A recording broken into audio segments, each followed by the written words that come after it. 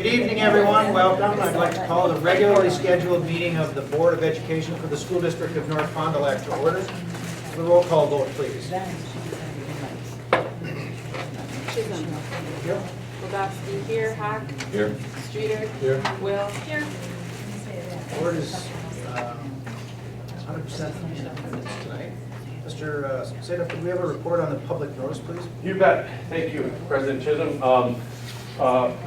Public notices and agendas were mailed to the Fond du Lac Reporter, radio station KFIZ, KFIZ 107, WFDL radio, and agendas were posted in the district office, U.S. Bank, and municipal building on February 19th, which was the last Friday, 2016. Thanks, sir. Please rise for the pledge of allegiance. I pledge allegiance to the flag of the United States of America and to the republic for which it stands, one nation, under God, indivisible, with liberty and justice for all.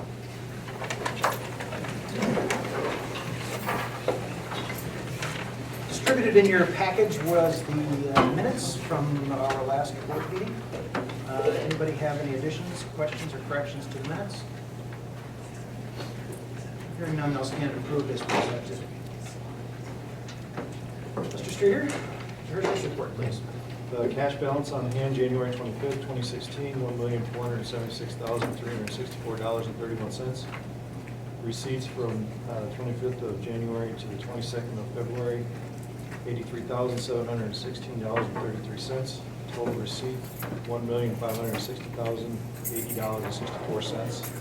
Expenditures from 25th of January to the 22nd of February 2016, $1,786,81. Total expenditures, $1,011,786.81. Cash balance on hand, February 22nd, 2016, $548,293.83. Bills are recommended for payment as shown on the attached list, dated February 22nd, 2016, in the amount of $702,830.93. Bills to be approved at February meeting, fully approved checks, $491,356.53.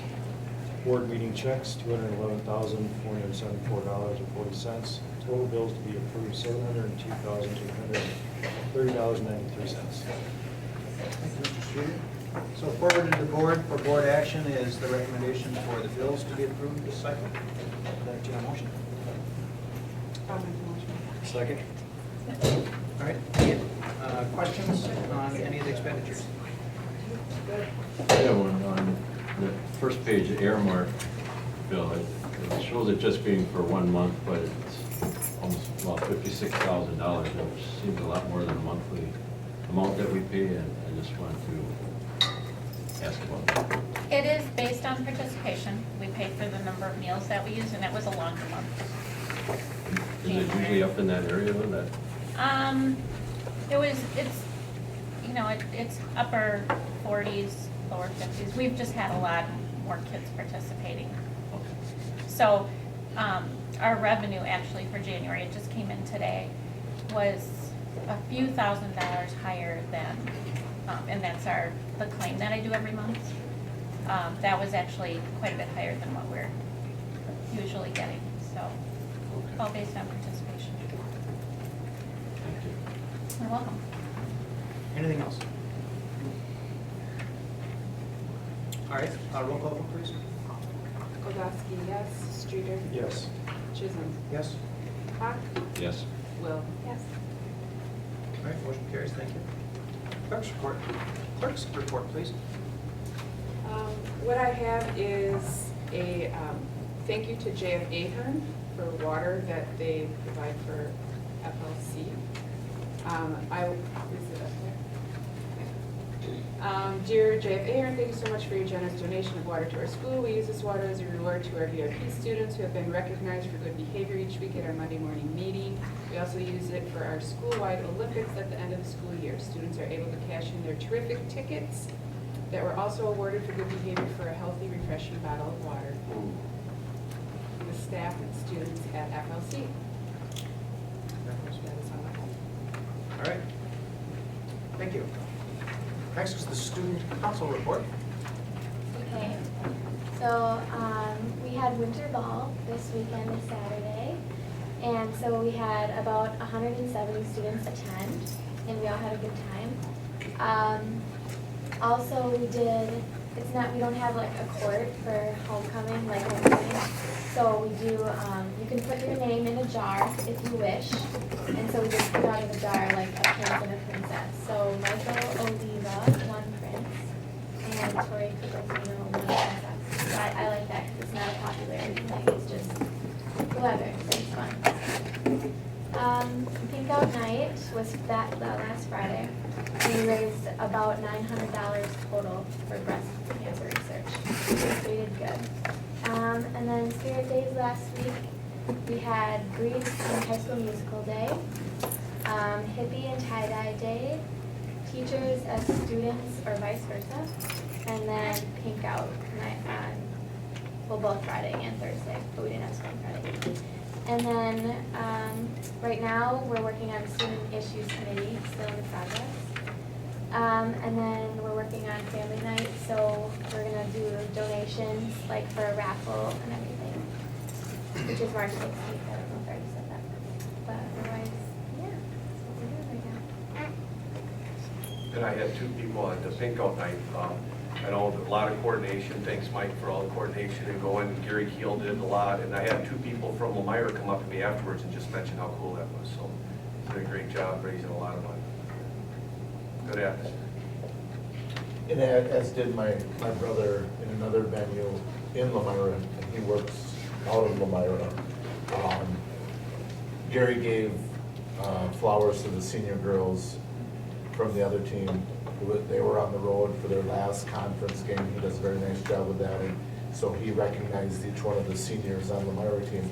And as I watched, all the girls were facing the flag, getting ready for the national anthem, and then he started in talking about it, and they were stymied. And they were really flattered by it. So. Hunter, does the student council look for projects to do like volunteer things? Or are there groups besides like club that look to do things in the community for community service? NHS, I would say NHS, well, we did 50-50. What we do is we host like a study session, like NHS does for like finals week, like that.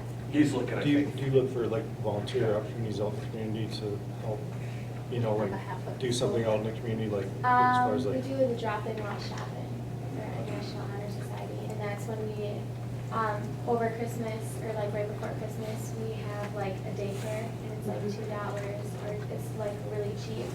So then people can drop off their kids, and we entertain them, like we play games, and we have different activities.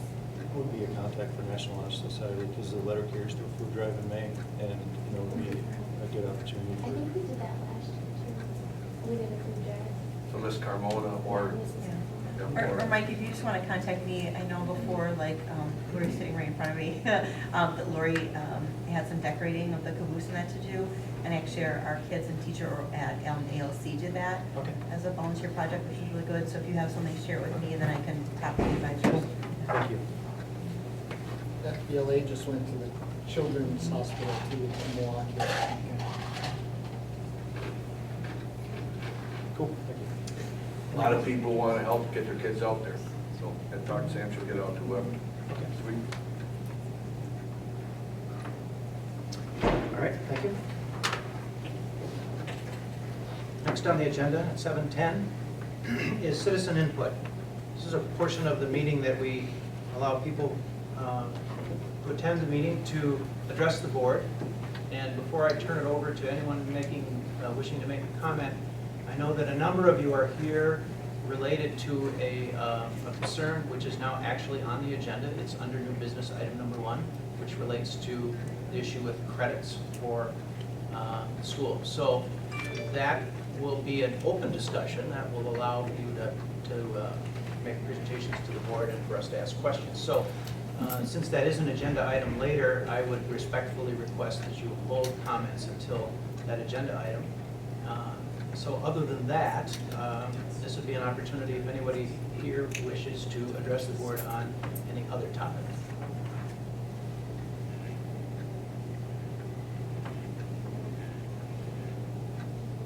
Hearing none, then we will close the citizens input portion of the meeting at 7:12 p.m.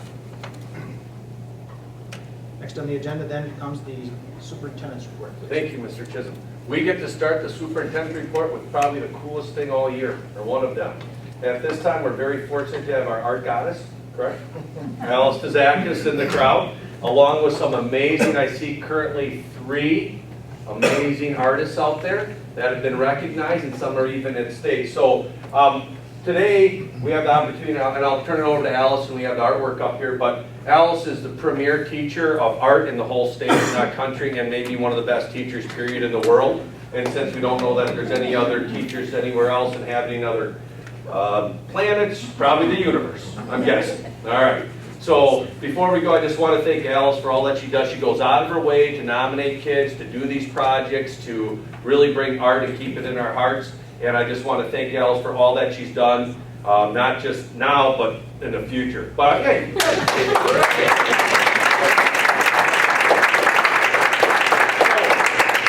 Alice had picked 5 different pieces of art that went to go be shown over in Sheboygan County. And of those 5 pieces, 3 got selected to even go on far into the state, including somebody who won this Georgia O'Keeffe Award for doing an amazing job at the choice of the subject matter. So at this time, I see that there's 3 here. I'll turn it over to Alice, and then if you want to talk a little bit about them, and I will put up their pictures as you go, and we can talk about it and tell them a little bit about the art show. Okay, this is Brooke. Would you stand up there? Brooke is in 5th grade, and this is watercolor, and it is an amazing, you cannot really see the color on the slide, but it is just an amazing work of art where she, tell us a little bit about it, Brooke. Can you want to tell us about My inspiration is I went to Wyoming with my grandparents, so I came up with the deer and the landscape, I guess. And I'm passionate for horses, and I put horses up in the top area. In the lesson, we're studying Native American rock art, and so she used that style, but this is the work that she created. She's always an incredibly creative, artistic thinker who has skills that are amazing. So good job, Brooke. And she will represent us at the state capitol, and that show the 11th of March, there'll be a closing reception, and she already won an award in addition to going on to state at the regional show. And the regional show was at the Nina Bergstrom Mayer Glass Museum, and so the students got to see these unbelievable pieces of glass by an artist named Lino Tecupitra, who works with Chihuly. So pretty amazing. Beautiful pieces, and their little one had to be kind of watched closely. Some fragile stuff. Yeah, so congratulations.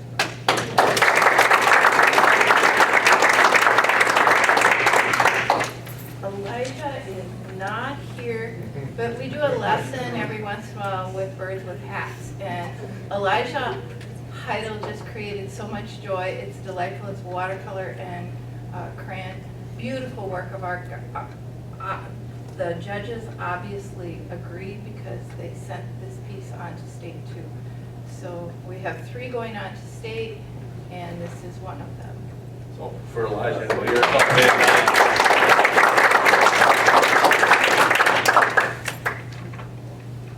And this is Gracie Warner's lamb, and it is pink. You can't really tell right there, but it's facing forward, which is so different than anybody else's approach. And it's absolutely delightful, grade 3. And it's tempera, kind of using the Vincent van Gogh Starry Night style in the background with the stars. Lovely, lovely painterly piece that looks like frosting because the paint is so thick. And Painfully. it painfully, very painfully. So Gracie is also going on to state, which is amazing. This is Allison. Stand up there, Allison.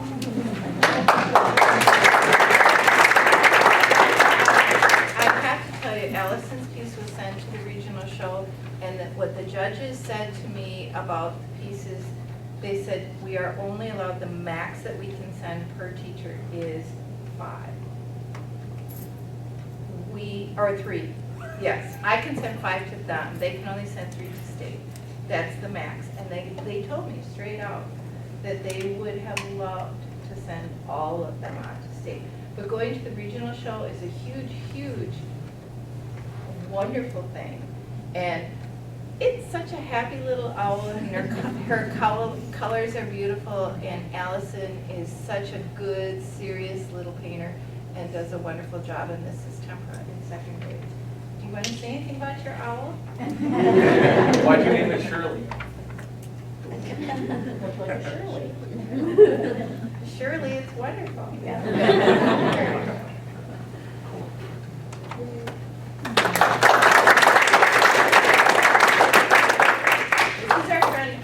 Ellie Volheim, and she's in 2nd grade as well. And she chose some unusual colors and almost abstracted her owl, which made it just delightful. And the judges there thought it was wonderful too. And you want to tell us a little bit about yours? But congratulations to you as well, because that was wonderful and beautiful, beautiful work. And Ellie's mother, by the way, is going to be one of our artists for Artists in Residence, which is a beautiful segue. Very nice. And Let's hear it for us.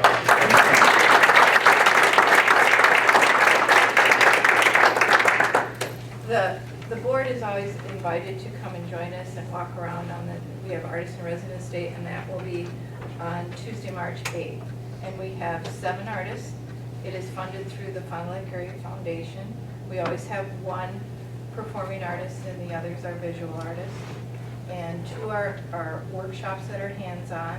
And this year, one of our artists, Steve Wertz, who makes these armatures for the 4th grade, laminated paper dog sculptures, found a way to get funding so that we do not have to have funding for the armatures.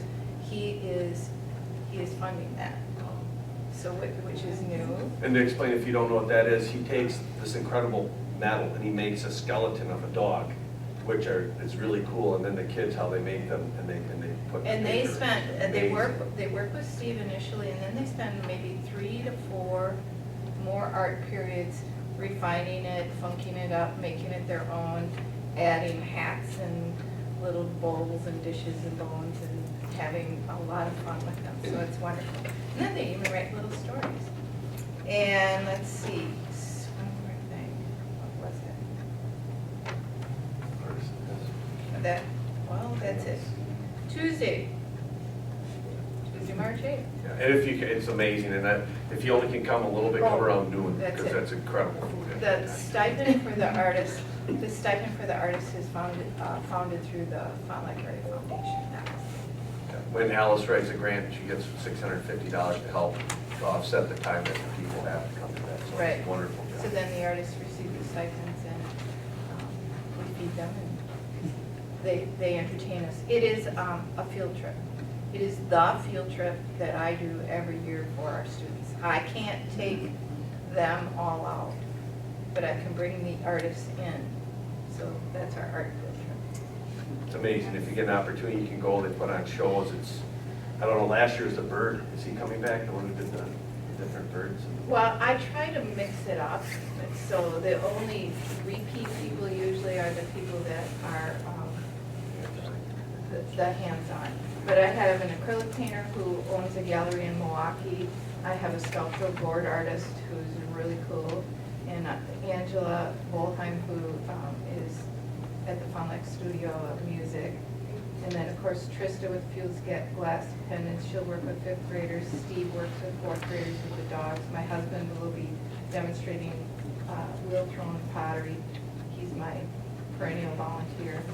And I have a new gal, her name's Sarah Von Tresco, and she has a place called Wool Gatherers, and she is amazing.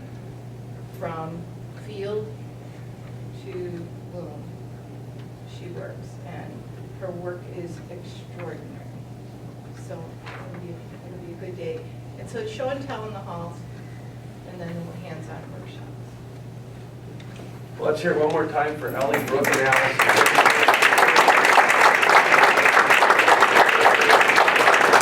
Keep on working hard. You got a lot more art to create.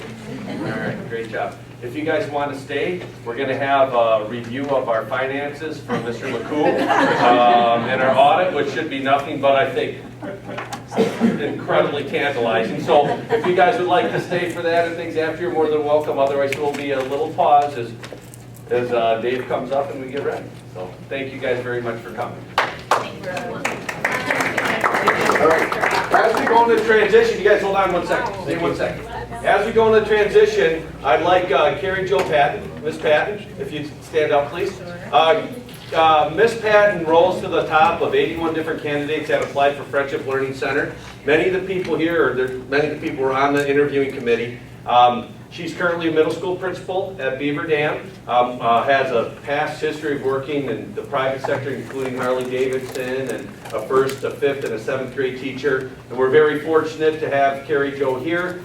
Miss Patton will be beginning July 1st after this calling will be moving on to greener pastures, if you will. I just want everybody to kind of see who Miss Patton is, and you're going to get to see her more and more. But welcome, Carrie Jo. And Carrie Jo, this is our district.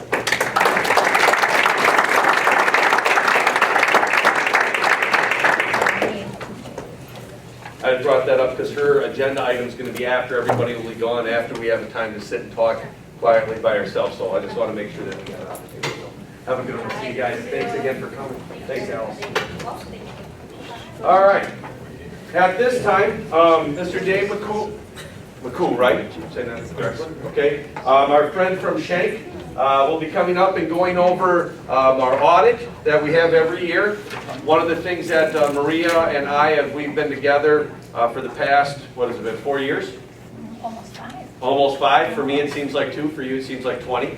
That we've been together. One thing that we've always asked is that whoever does our audit, it's been Shank, as we said, make sure that you're extremely critical. Because everything we do is above board. We want to make sure that we're good stewards of the money and we're good stewards of our funds and what we have. So what Dave and his team comes, and the more and more that we get them, the more and more that they have a more stern eye, and they're looking to make sure that we do in the business office and the district are stewards of the money and we do it well. So today, Mr. McCoo is here. As you can see, there's a lot here. He's just going to go over some of the highlights. I want you then also to digest if there's anything more as board members that you guys want to know more about. I will have an opportunity in March that you can ask some more questions if you want. I didn't want to give you this beforehand to try to kind of cull through it and figure out what it all is. I thought what Dave could do is he could give you a background of what it is, so then at your leisure, if you will, when you want to relax, you could go through the audit a little bit more, and if there's any questions, you could let us know. So with that, thank you very much for being a great partner and being here. Okay, so we're going to go through the first one is your bound document. We're going to start there because that is really your basic financial statements. It really reflects what happened in 2015 and it reflects what occurred for the district. So if you turn to page 1 of the document, it's titled Independent Auditors Report. This is a pretty important document or a report because it really goes through the financial statements.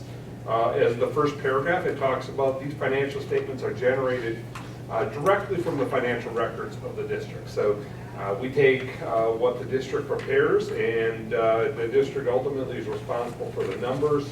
Our responsibility is to express an opinion on these financial statements. So if we turn to page 2, the most important paragraph is really the first paragraph on page 2. It's called Opinions, and it indicates that, in our opinion, the financial statements that are contained within this document accurately reflect the financial position and results of operations of the district. So it is an unmodified opinion. It means that we would make no modifications to the report.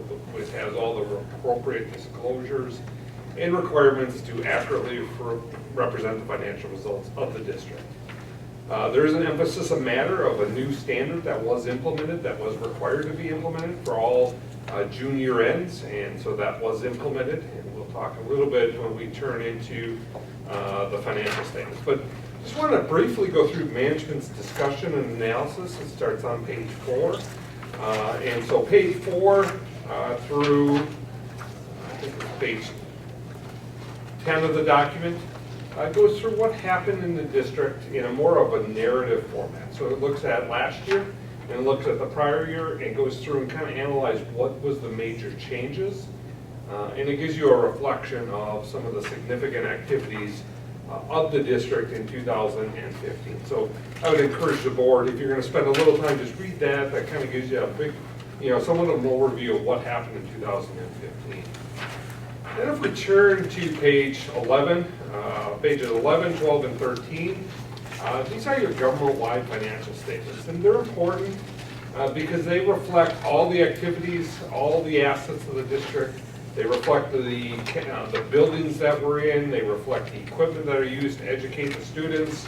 And they also reflect anything that is owed on that equipment and that asset. So you can see total assets are about $19.2 million compared to about $18.7 million for the prior year. So if I look at some of the changes, you'll see one that jumps out. It is called net pension asset. That's $1,180,000, and what that represents is as of December 31st, 2014, the district's position in the Wisconsin retirement system was a net asset position. So the Wisconsin retirement system as a whole had more assets than its obligations, and the district's portion of that, based on your long-term proportion of what you've contributed, was $1,180,000. So it's not something that you can go spend, but it does reflect the fact that the Wisconsin retirement system and the pension system as a whole for Wisconsin is well funded as we enter the 2015 year. Okay, that's really quick. Sure.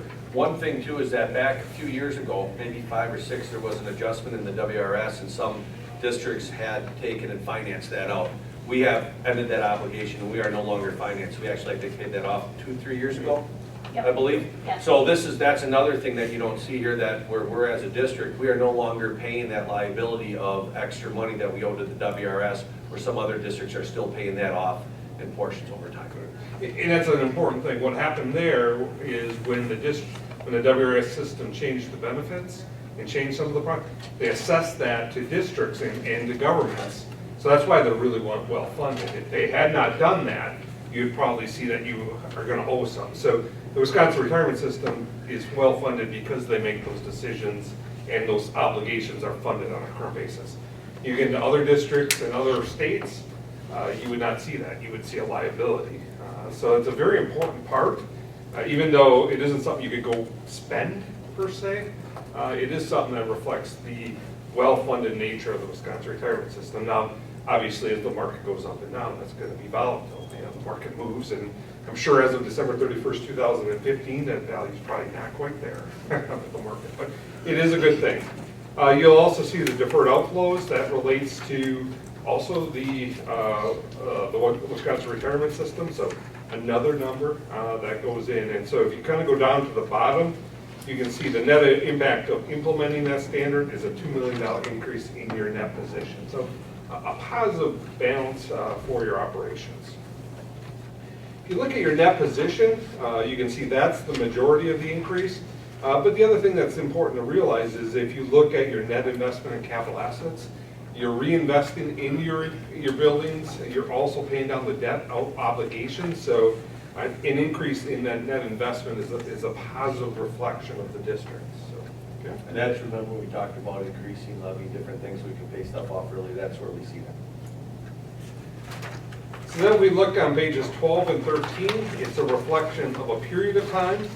And here you can see that the district as a whole increased your net position, your net ownership by about 261,000. So that's a very positive.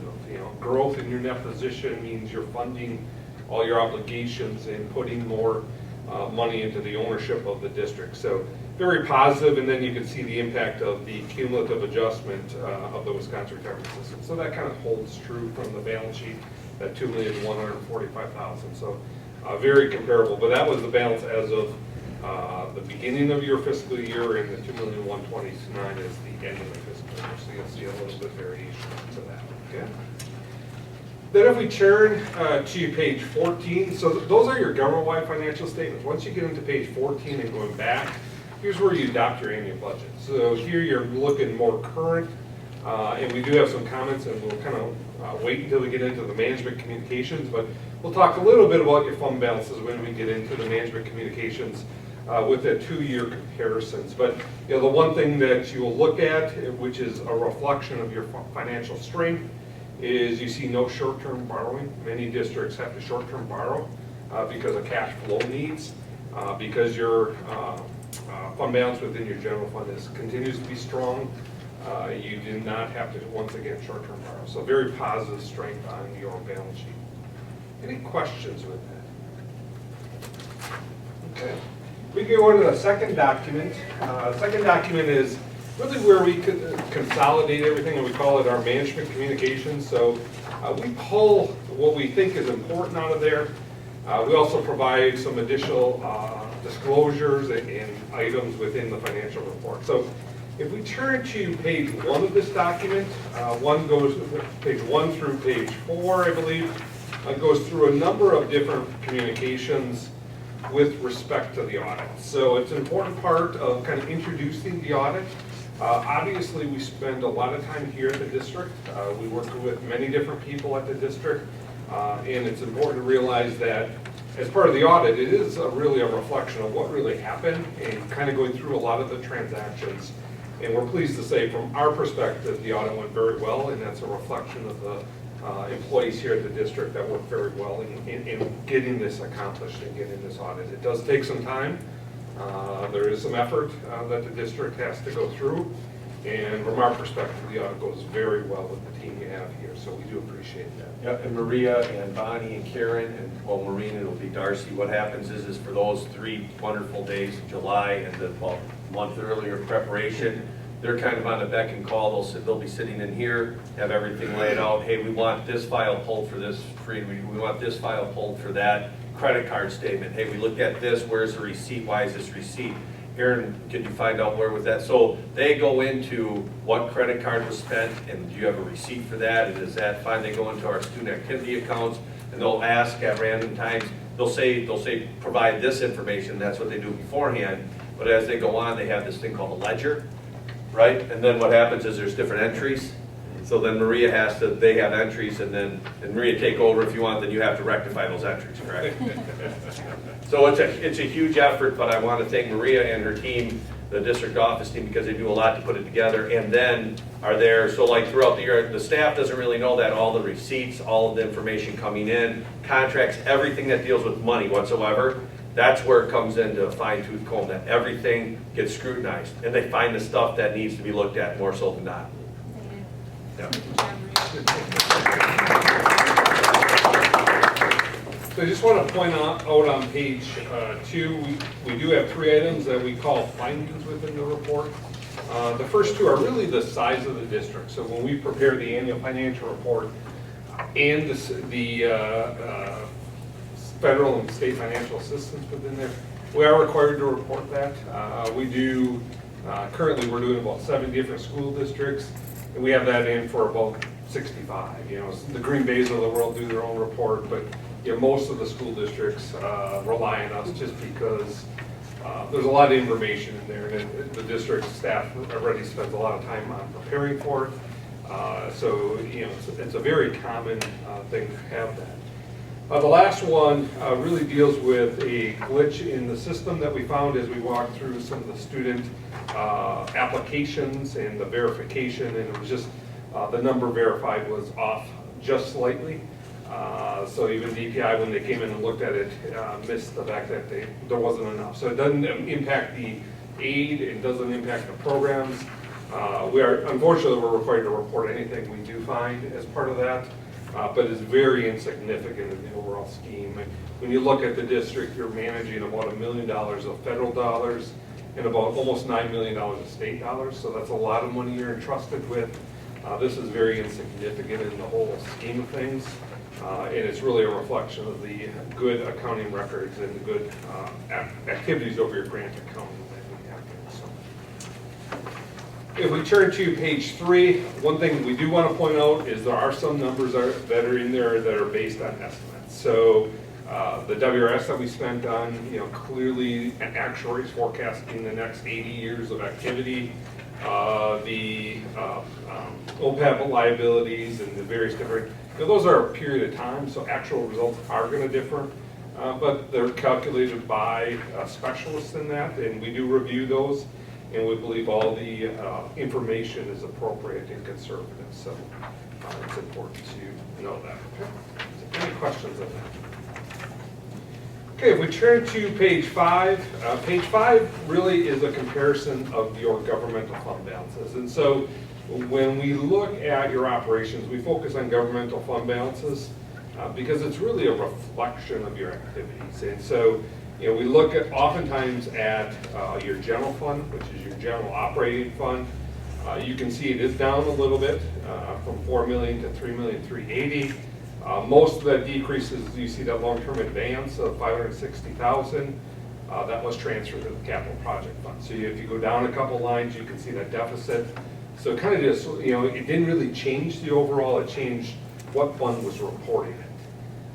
So the district did transfer that, and DPI often recommends you transfer out of your general fund whenever you have a different deficit in your capital project. So it really didn't change the fund balance of the district. And as we indicated, if you turn to the second page on page 6.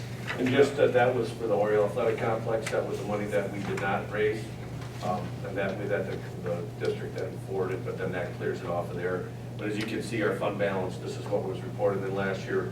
We reported that we had about $120,000 of deficit, and that's where you can see the change was from 3.6 to 3.5.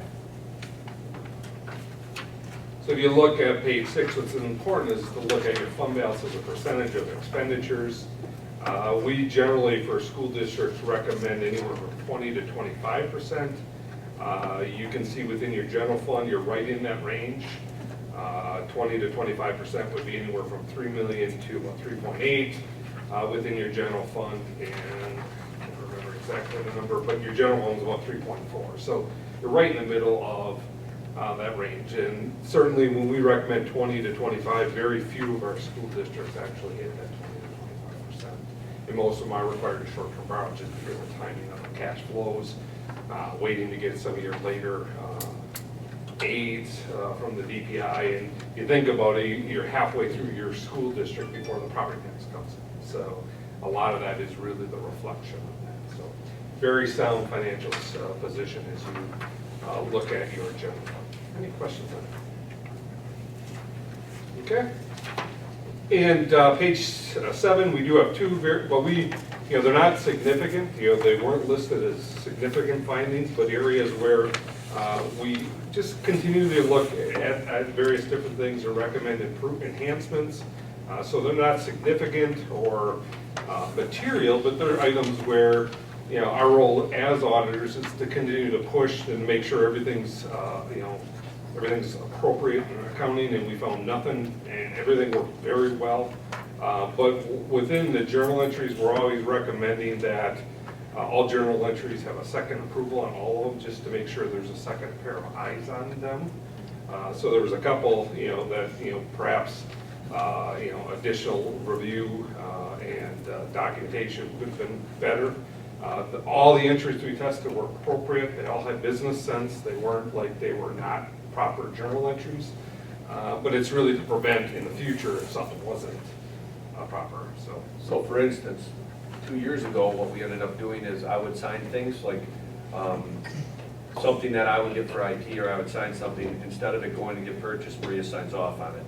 When Maria transfers money from our savings accounts in order to pay, because we don't get our funds that we need, so we have to transfer money, I sign off those. So those are some things that, to be better so that we have more eyes, those are some small things, but there's probably about 10 to 40 that we've implemented to make it better. The district continues to enhance and strengthen our role is really just to complement and provide additional oversight. And the last one is just on accounts payable. You know, there's many transactions that go through there.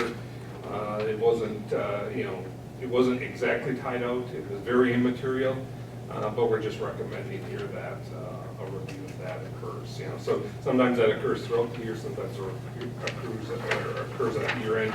Once again, very insignificant, but things to complement the system of controls you already have in place. With that, I'll entertain any questions anyone may have on the management communications, on the audit, or how the audit process goes. So Dave, just before, so to make, this is kind of like the unabridged version, and this is like the executive summary. So this, to find out more information about some of the things here, you'd refer to this.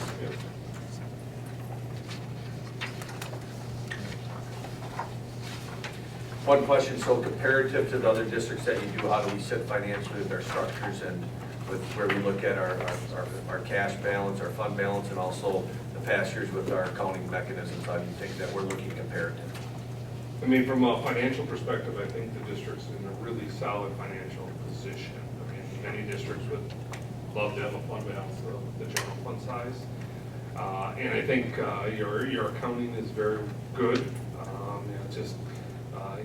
As things occur, like the GASB 68, those things wrinkle in, but new, and it requires a little bit going back and forth. But from an accounting perspective, we believe that the district is very well situated as you look forward into the future. Ms. Blitzer? Yeah. Well, I have a great team that, it's everything from payroll to food service to accounts payable, accounts receivable, it's all tested and audited, and they do a great job. And every year they get better and better at making sure that we have the correct documentation. So it's definitely a team.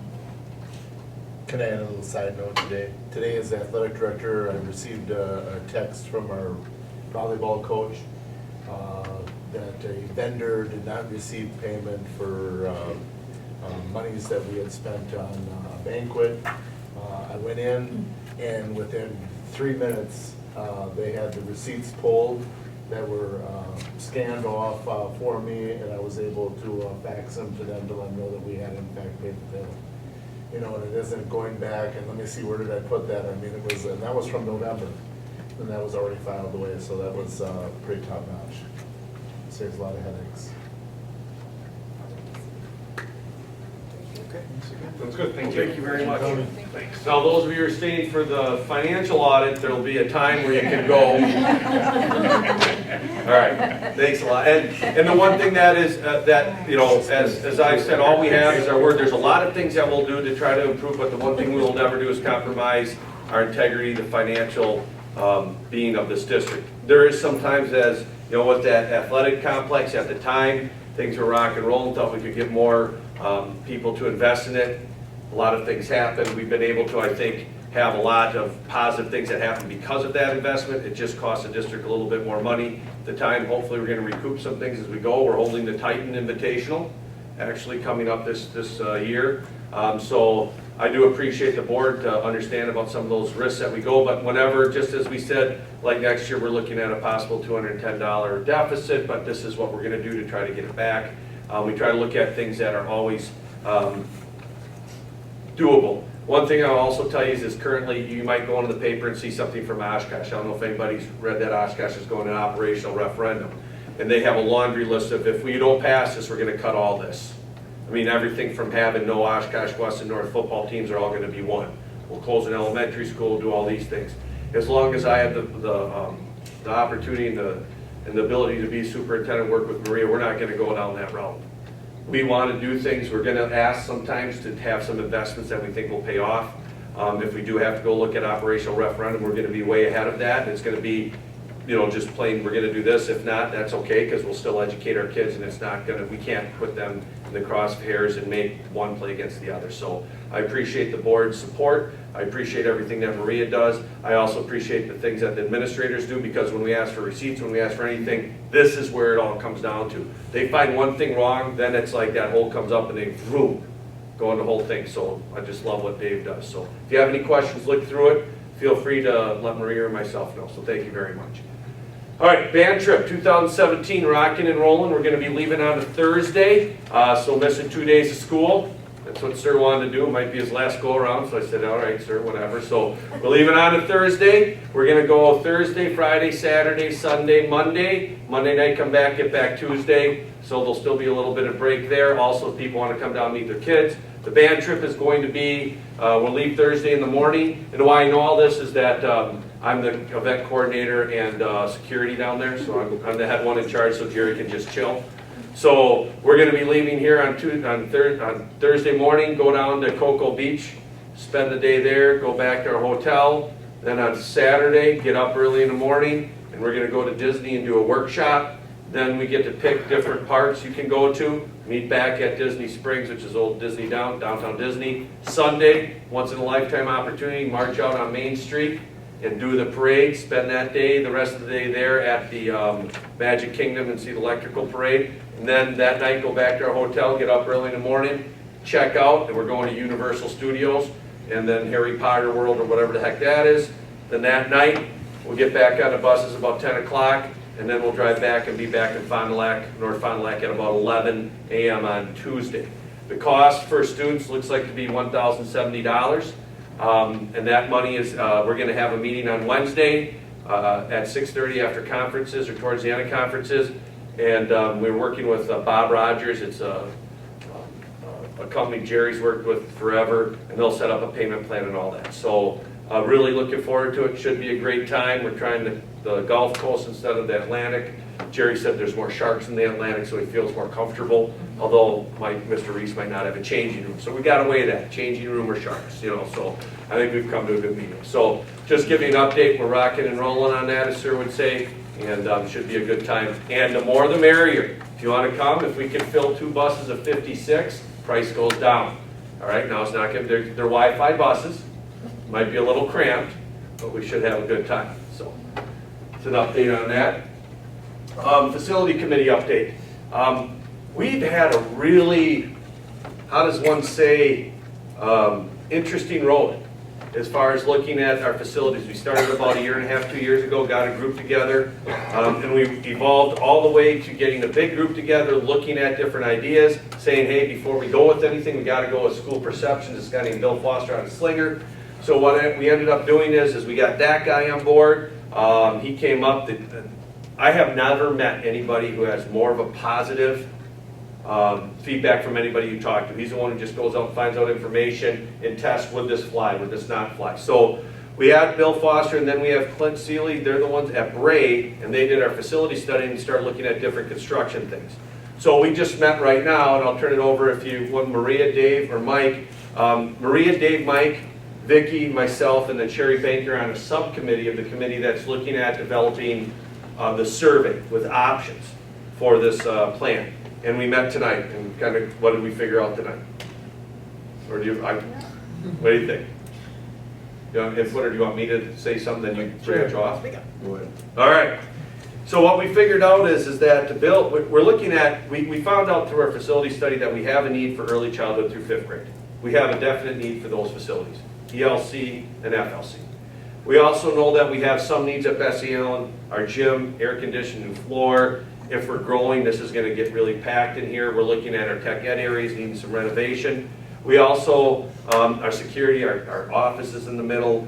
We need to move that out, possibly the bathrooms renovation. Then at the high school, very nice facility, but we know one thing that we definitely need is more common space, which means we need a servery. So there's got to be, that's probably the biggest thing at the high school is a new servery and look at a secured entrance. So what the committee has done is gotten together and looked at new construction, building on the friendship, renovation, tearing things down. And what we're at right now is we're going to get the whole committee together on March 10th.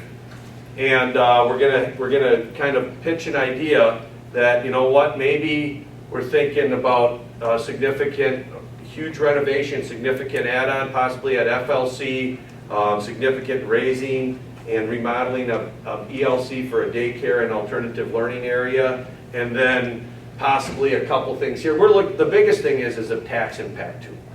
So we're looking at tax impacts from 20 million to 30 million. And even less than that. And we know that 12.8 million is coming off of what we owe when the high school and the middle school renovation are paid off in 2018. So what the next step is go to the larger committee, which all the board members, I believe, are part of, and we're going to present some information, some ideas, sorting through what we met, what we saw with that new building when we went down to the convention.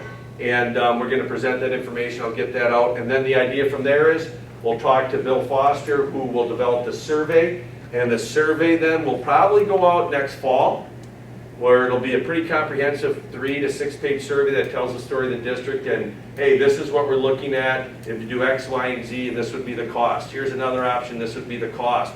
Here's these different options. This is why this could be the cost. Get feedback from everybody in all of our 5 different townships and villages, and then take that information and say, okay, and this is how Bill Foster and how it works. So Meyer went through the same process, and then say, okay, this is what the community says that they would be able to support. Once that happens, we look at going to a referendum possibly, if that's it, or if there's a feedback that no, we're not going to do this, we go back to the drawing board and find some things. And then the idea is we could possibly go to a referendum in next spring or sometime down the future, depending on the impact or the feedback we get from the community. Because as I said, we definitely have a need. And our 3 goals are, number 1, how can we create environments that promote career, college, and life readiness, which is that environment for learning, and we know that's changed as we moved on. The second one is how can we make facilities that are physically safe and accessible to our community and our kids, and all stakeholders. And the third one is how can we have facilities that are most cost effective with personnel and efficiency costs. So those are our 3 driving goals, so everything we do focuses around there. And then the overreaching goal is affordability in the community. So we've come a long way. We've kicked along a lot of ideas. The ideas we started with this afternoon changed as we went forward even a little more, which I love the idea of when the facts change, we change our mind. We're excited to get out some information. Ms. Patton will have a really nice impact on that, along with the staff at ELC, FLC, BAMS, Samantha and Adam also, and Debbie. And then Melanie, you can say stuff. We'll probably listen, I'm guessing. And then Maria. So we're looking forward to that. So the next step is a big group will meet together. Then we'll give some recommendations to Bill Foster to create this survey, flush that survey out, get a big push. Hey, everybody, please take this. Then when we get those results back, we'll have to make decisions. Would you say that's it? In a nutshell. Dave? I agree. Including parking and stuff too. So we're talking a lot of different areas, yeah, so, excellent. All right, administrative hiring update, and if anybody out there, when this comes out, parents and community members, we're gonna get information out, and from the district standpoint, all it is about getting information. We'll have recommendations, but it's about getting the truth out, having people know what our facilities are like and why we're doing what we're doing. So, appreciate any time when you hear information. If you want more information, let me know. We'll be developing a website. It should be pretty cool. All right, administrative hiring update. As you see, we have Ms. Patton, who I'm excited to recommend for FLC principal. And then on March 3rd, which is a week from this Thursday, we will be interviewing for the Director of Teaching and Learning. Currently, there's 39 people applied. I'm going to be doing some reference calls tomorrow to get that down to 3 or 4. Of those 3 or 4 then, I got to figure out with the administrative team kind of what we're going to have that whole thing look like. You know, what do they have to create? How's that interview going to do so we can flush out our best candidate? And my goal is to have a recommendation to the board at the March board meeting for the Director of Teaching and Learning. So that's where we are with that. Anything else administrative hiring that you can think of?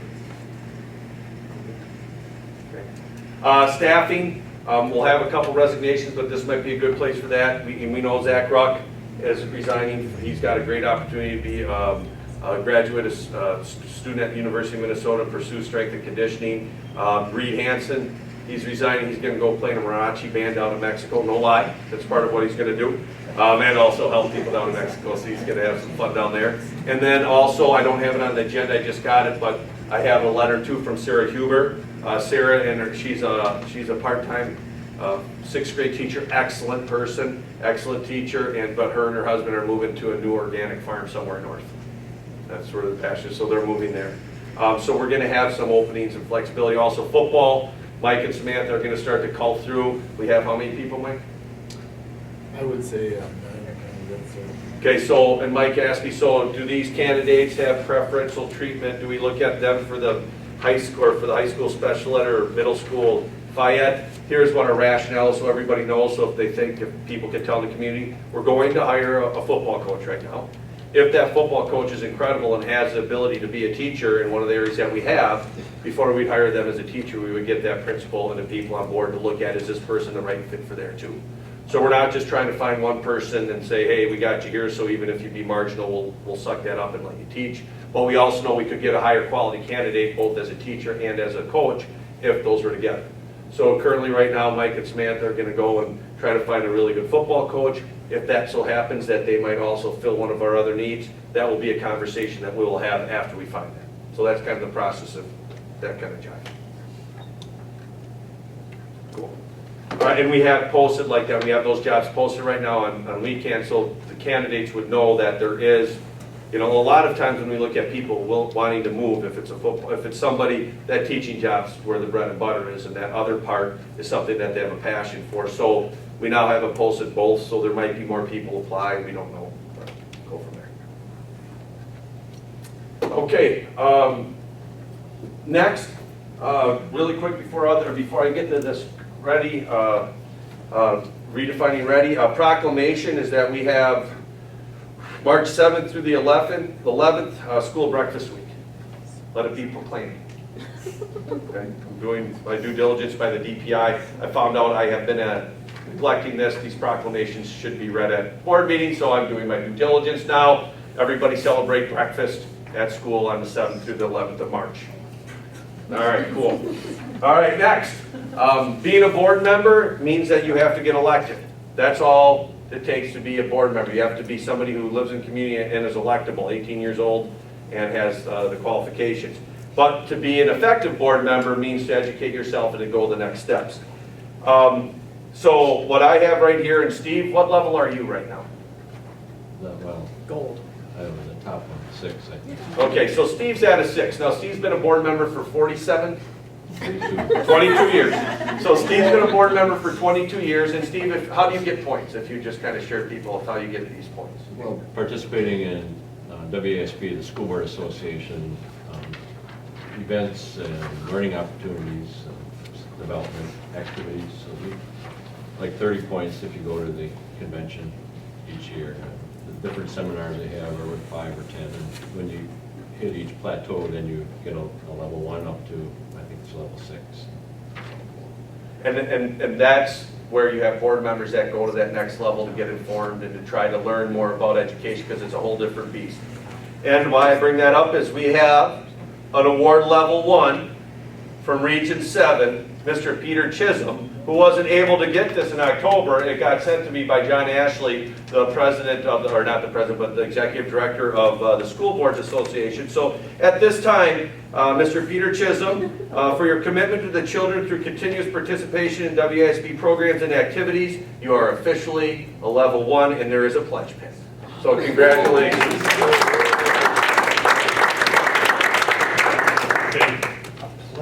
I'm guessing. I didn't open it up. I figured it was your side. Yeah, might have to nickname you. All right. Thank you. And but I can't, and we have otherwise, I mean, we have a pretty relatively young board, both in age and in service on the board. So this is, I appreciate that with Pete and Steve, you guys are great role models to try to get educated, because of, you guys have learned getting elected is one thing, but then when you have to learn all these other things, it takes quite a bit of time. So thank you guys for being great leaders and role models. So now, really quick, I'm not bringing, I want to show you something very quickly. And this is something that, there's a couple things that have really changed my life in the past couple of years. One is the happiness advantage and the whole idea of positive psychology. That's one thing. But this is something that just kind of found out about a little bit. And I think I shared this with the high school staff and middle school staff on Friday. And it's about redefining ready. If I were to ask you guys, how many of you think that all of our kids are just one test score? Everybody would say no. We know that. We have, right now when you get reports on state report cards, the ACT comes out. Before it was a WKC, then it was a Ford exam. is all these things where kids were put down to one test on one day, how did you do? And ACT and SAT have a really great, big pool of data that say we can predict if you're going to get a B or a C, or the probability of getting that by how you score on a test. But we also know that there's more to life than just a test. So when we look at these words, career and college ready, they've been, like I asked the staff, what does college ready mean? Well, it means that you've done this. Well, we think it means you've done this. Well, what does career ready mean? You could tell a kid, well, you got to show up to work. You got to do this. You got to do that. But there's never been anything tangible that really defines career and college ready until now. Like I said before, it was always just one score. Now we have the work keys, which is a great test. Next week, I think Samantha High School team has done a great job to really give our kids that thing. It's very important to do the ACT and work keys. And then if you're not a junior, you're really excited about having the day off too. I'm very sure about that. Am I right? Yes. So, it came down to this number, and I have to the core of me. Now, we have to get better on our achievement scores. I know that. But our kids in the school, we serve kids that don't speak any English to kids that could get into Harvard. We have kids that are at all different ranges. We have CAP courses, AP courses, we have special education students, we have EL students, we have technology education, Project Lead the Way. And when you mold them all together, and you look at that score in comparison against Laconia or Lamira or Fond du Lac or Oshkosh, those achievement scores, we don't always do so well. We've got to get better. We know that. But I'd ask you, how many kids do we have that are career and college ready? Well, this gentleman here, his name is David Schuler. And I always thought, and I think we've always thought, there's a better way to define this. And what David Schuler, he's actually from he was superintendent at Stevens Point. He was a teacher in, I forget where he was a teacher, I think Wanakee, I believe. But now he's a superintendent of High School District 214, which I believe is 7 high schools around the whole O'Hare area down in Chicago. And one thing that he said, he's also the president of AASA, which is a Superintendent's Association at the national level. And in his speech, and I know David, he's a good friend of mine, he said, and I can't agree with this, I can't agree with this any more than what I do. It's time to stop defending public education. We need to celebrate it. We need to celebrate. We have to quit. We're in a defensive mode. Here's the deal. When you look at scores, you guys have heard about the United States and how we're slipping, right? Like now Denmark or Singapore is better than us in education. They use something called PISA. It's a test that looks at math and English. That's it. So when we get compared in that data, which just came out, it's about PISA, not pizza. PISA, okay? And here is the reality of it. The United States of America has not gotten worse. Our achievement data and where our kids score is not worse than it's been before. Actually, it's a little better. It's the rest of the world's getting better. And if you think, just reflect on this, where have the inventions that changed the world came from in the past 50 years? Right here. Ingenuity and what we do in America. We have a lot of kids that are career and college ready. We might not have every kid who can pass every certain standardized test, but we got a lot of kids that are career and college ready. And what David Schuler is saying is that we need to find a better way to do this. So he and his team got together, and what they did is they went out and looked at the research. They didn't say, I think this is what it means to be college ready. I think this is what it means to be career ready. They said, let's go out and look at meta-studies, and if you go to redefiningready.org, you'll find this information. Also, I have a book here and I'll read a little bit from it. But what they said is, hey, what career or college ready means is this. Okay, first off, there is SAT and ACT data that if you score, like a 22, that's going to project that you get an A or a B in your first year of college, and if you get like a 20, you have a 70% chance of getting a C or better, and I'm not perfect on those numbers.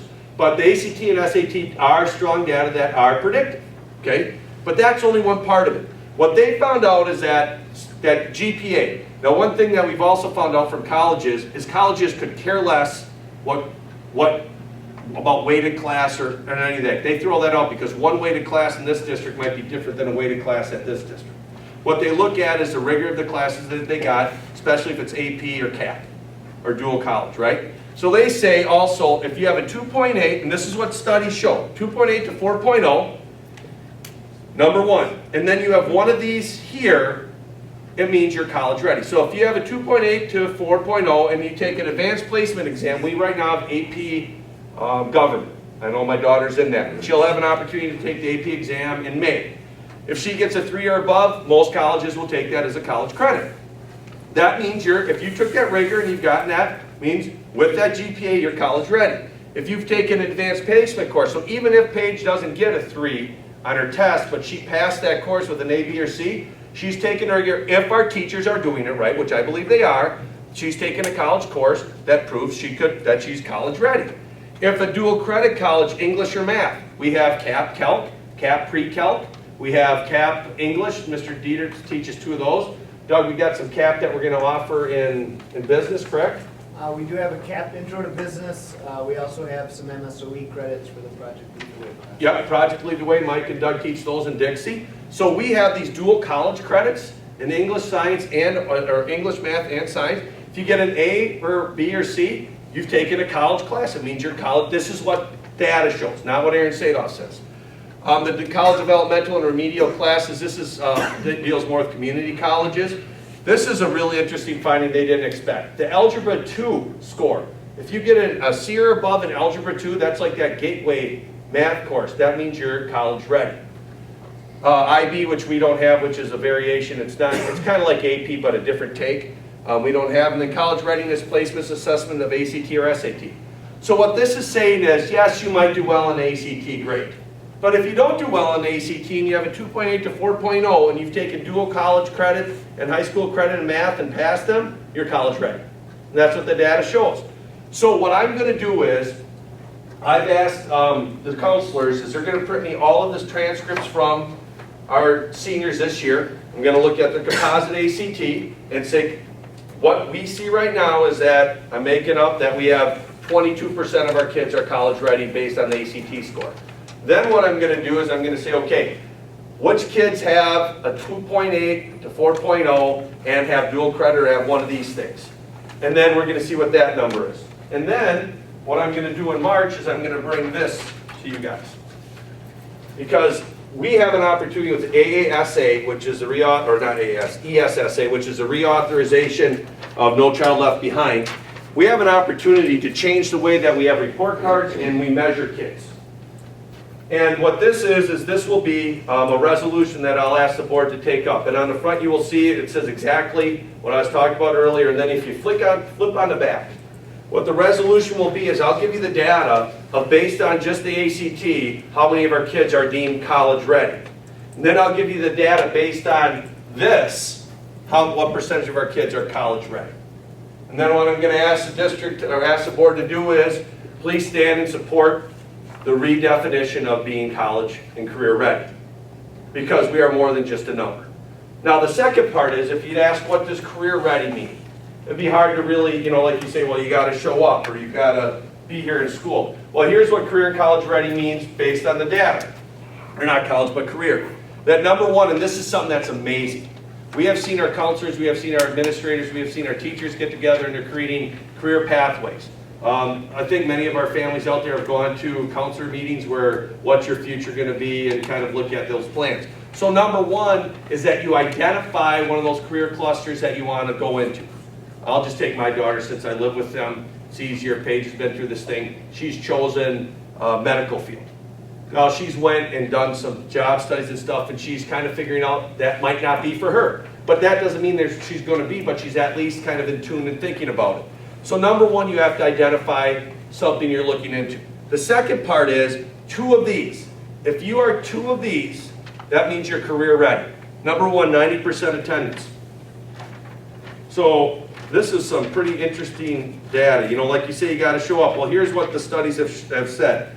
Only 11% of students entering with low achievement miss less than 1 week. So that means if you're here, you pretty much achieve that you're here and you're dedicated. Just 1 week of absence per semester indicates problems with students' grades. Course attendance is 8 times more predictive of course failure in the freshman year than 8th grade test scores. So your 8th grade test scores aren't as important as how much you show up to school your 9th grade year. That's what studies show. Freshman absences can be used to predict 63% of the variation in course failures among freshmen. Course attendance is also highly predictive of getting higher grades, not just avoiding failures. As with course failures, attendance is a stronger predictor of overall grades and of grades than their failures. So being there has been shown that that's very important. 25 hours of community service. Civically engaged teenagers make greater scholastic progress during high school and subsequently acquire higher levels of education than otherwise similar peers. Community service to fulfill class requirements significantly enhances the average odds of college graduation by 22 percentage points. Think about that. If we got a kid at risk and they're saying, well, how can I be more career ready? Go volunteer. Well, that's stupid. Go volunteer. Once somebody dedicates themselves to volunteer to help, things start to change in that mind. Things start to change in that kid. And now we have the data that shows this is something that indicates career ready. Workplace learning experience. We have that already, where we have people who are going into doing apprenticeships. Industrial credentials. What do we have, Samantha? We've got Jill does Serve Safe. We've got welding certificates. We got GPI, work skills, employability skills. Employability skills. You guys are looking at Microsoft stuff. So we're looking at, that means that you're work ready. Dual credit career pathway courses. We have a lot that are joint, that are, what's that called? Dual enrollment and with MATC, so you get credits for taking it here and there. A lot of kids sometimes are surprised they got credits when they leave, and they shouldn't be. And then this is one that's awesome. 2 or more studies show that if you're involved in 2 or more organized co-curricular activities, you're career ready. So when you come in and you ask counselors or ask people, if we adopt this, which I'm very, very strongly recommending, and somebody says, I want to be career ready, our goal should be that 100% of our kids are career ready. What does that mean? They've identified a career cluster that they think they're interested in, and then 2 of those things. And I can think of our kids that struggle most right now, they're not in any of those things. And this is based on data. So what David Schuler and his team have come up with is, hey, we're taking emotion out of this, this is what studies show. And we're redefining what career and college ready is. So what I'm asking you is, once I come with the information, you'll see that go on to Redefining Ready and look at the data that's all right here. And what I'm going to ask you in March, I'll get that data about right now. ACT says this many are college ready. What does it show with other data of what we would say is college ready? And then we can start to think, and I can work with the high school and middle school to how can we really infuse this into the conferences and getting kids to really start thinking about it. If you want to be going to college, these are things you got to do. If you want to be ready for a career, if you want to go work at Dynamic Chiropractic, you should be able to go in and say, you know what, I've got this, I got this, I got this, and we can say this kid's career ready. So clearly you have the data for college ready indicators. Mm-hmm. So are you assembling the database for the career ready indicators? It's already here. They've got it already. Yep. But I mean for our students here. Oh, not yet. That'd be a lot for right now. But we could get there, and that's what we're going to plan to start next year. So you'll start surveying students to find out what groups they're in. What I'm going to start doing is we have Google form or documents. I don't know how this is all going to come out. Well, we keep track of that a lot on Skyward already. I mean, Linda keeps track of activities, so that's on there. So I think a lot of that data is already on there. We just need to Run a report, get it yeah. together. Yeah. So it can be done, but how cool is that when your kid comes in and they might be, maybe they don't do so well on exams, or maybe they don't know, it's hard to explain what career ready is. We can say, here's what studies show. You want your kid to get ready and be ready to be employable, have them go out for sports. Have them go out for a co-curricular, have them be in student council, have them be in Key Club, have them go volunteer. Do that. Really, that's going to make a difference? Oh yeah, studies show that. So that as a school district, we could say, this kid's college ready because X. This kid's career ready because of X, and it's no longer just, this is what we think because it feels good. And it's no longer just one score that's been derived by a testing company. You like it? Like it? Comments? Well, for one, it's finally an indicator of how well we're doing preparing kids that are not going to go to college, because it's just, as we stand on the stage every year for graduation, and listen to the number of kids that are going to college and kids that are going to the workplace, you wonder, are they ready for the workplace? So this is at least some data that helps answer that question. And we can start to dictate the DPI in the state, this is what's important, instead of you telling us with the reauthorization, what a report card. All I hear is we need our kids ready to be able to be better workers. We need them to have, and I hate the word soft skills, I think employability and human skills. We need them to have that. Now we can measure that. And you know what? Would you please would you please report how many kids in our school district are career ready? We'd love to have that out there for the community to see. And this is a nationwide program, so we can compare it to other schools. Sure. Well, it's just starting. There's only one school district that's adopted this so far, and that's Township 214. So they just came up with all this. This is Aaron goes to Phoenix and finds some awesome stuff. So, but I mean, this is, I think, where it's at when we look at how we can really measure, because I've never seen this before. And it's all based on data. It can help us.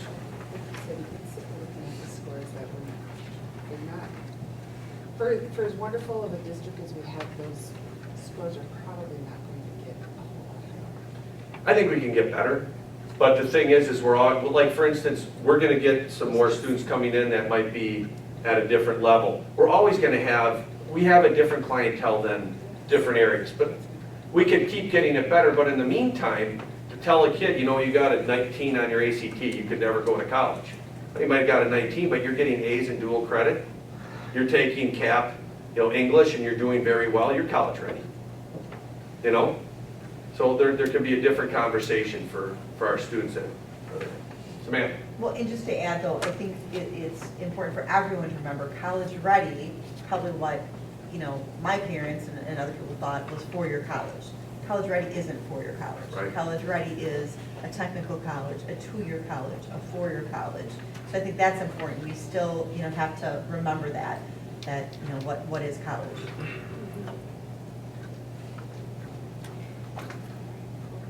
Cool, so I bring this, chew on it a little bit, and then my goal is in March to bring that resolution with numbers in. And then set the course for the next few years to see how we can really ingrain that into our school and communicate with parents that there's these tangible markers for career and college ready. And they'll keep doing the data. And you saw life ready, they haven't had time to look at the life ready part, but that whole idea of grit and tenacity and resiliency, that's a big part. They just don't know how to measure that, or they don't know what the indicators for that were. All right, and other than that, remember we're gonna have a board policy meeting before our March meeting. That should be, I'm gonna go through and I'm gonna just adjust the policies and tell you a summary of what they are. Anything big, I'll let you know. But plan probably about 5:30 on the 22nd, is it? No, we're the 22nd now. Might be in March, no, 23rd, because we have 29 days. At 5 o'clock.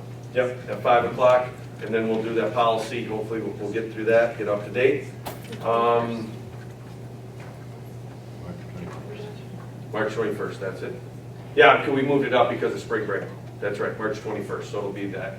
And there, we already did the school breakfast week, Pete Award, what was FE students? Can't remember if I do it. Oh, yeah, he never showed. Couldn't find a family. Remember, we had the gentleman from Bolivia. He ended up going somewhere else. She actually placed him in Green Bay. Yeah, so thank you very much for that opportunity, but they were able to place them somewhere else, so just to give you a heads up, never came. And then, do you have any questions on the administrative team reports or goal updates? All right, and the final thing I'll let you do is Carrie, Joe, did you like to say hi? You have a couple minutes, my administrative report. If you want to say hi, you can say hi. Okay. Yeah. Hello.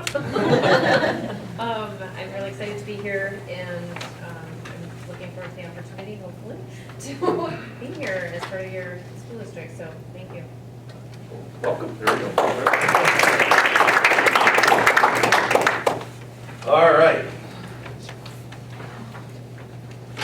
Does that conclude your superintendent's report? That does. It was chock full. All right. Now we get some more good conversation. Now- Don't forget National Lunch or Breakfast Week. So are you doing something special for National Breakfast Week? Eating breakfast. Show up. Show up and have breakfast. There we go. All right. Thank you, sir. Next on the agenda, item K, new business. Number 1, discuss and consider how to acknowledge middle school completion of high school courses, Spanish 1 and geometry. So the way this will work is there's going to be a presentation to the board based on the recommendation.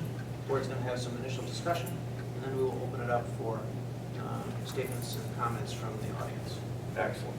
And that's just a process thing. There is no motion of the board right now, so it's free discussion. Then motions come later on for whatever those would be. So the school district, this has been a question that's been going on for many years, is how to recognize students that are taking high school classes while still in middle school. As you can see in the list, and there's an addition in Samantha and Animal. Campbell Sport gave wrong information. They do give, and they'll update on that. Pretty much what my portion of this is, and I'll make my 2 cents, and then I'll pass it over to Samantha and Adam. They've been doing the majority of work, is that we have in our, from a standpoint when I look at our school district and what we should be giving or expecting out of our children, is that in order to be career and college ready, that our students should be taking a math course through their junior year. So through their junior year, because of placement tests, because of college, because of many different things, that from what I have heard and what I understand is that taking math through your junior year is very, very important. Other than that, you look at the whole thing about credits and not credits, and should they get credits in middle school or not middle school? Are they doing the same thing? How does that work? What I can tell you is that when this bill came to be, is that this bill, I think it was a few years ago, it came out of the legislature, and the idea was, and I believe in some of this, is that a school, or that it's all about standards based. When a kid meets a certain level, they should move on. When a kid meets a certain level, they should move on. There was a big discussion about we should only have kids in high school until they meet their certain level, and then they should go on to a different venue, be it a technical school, be it a college.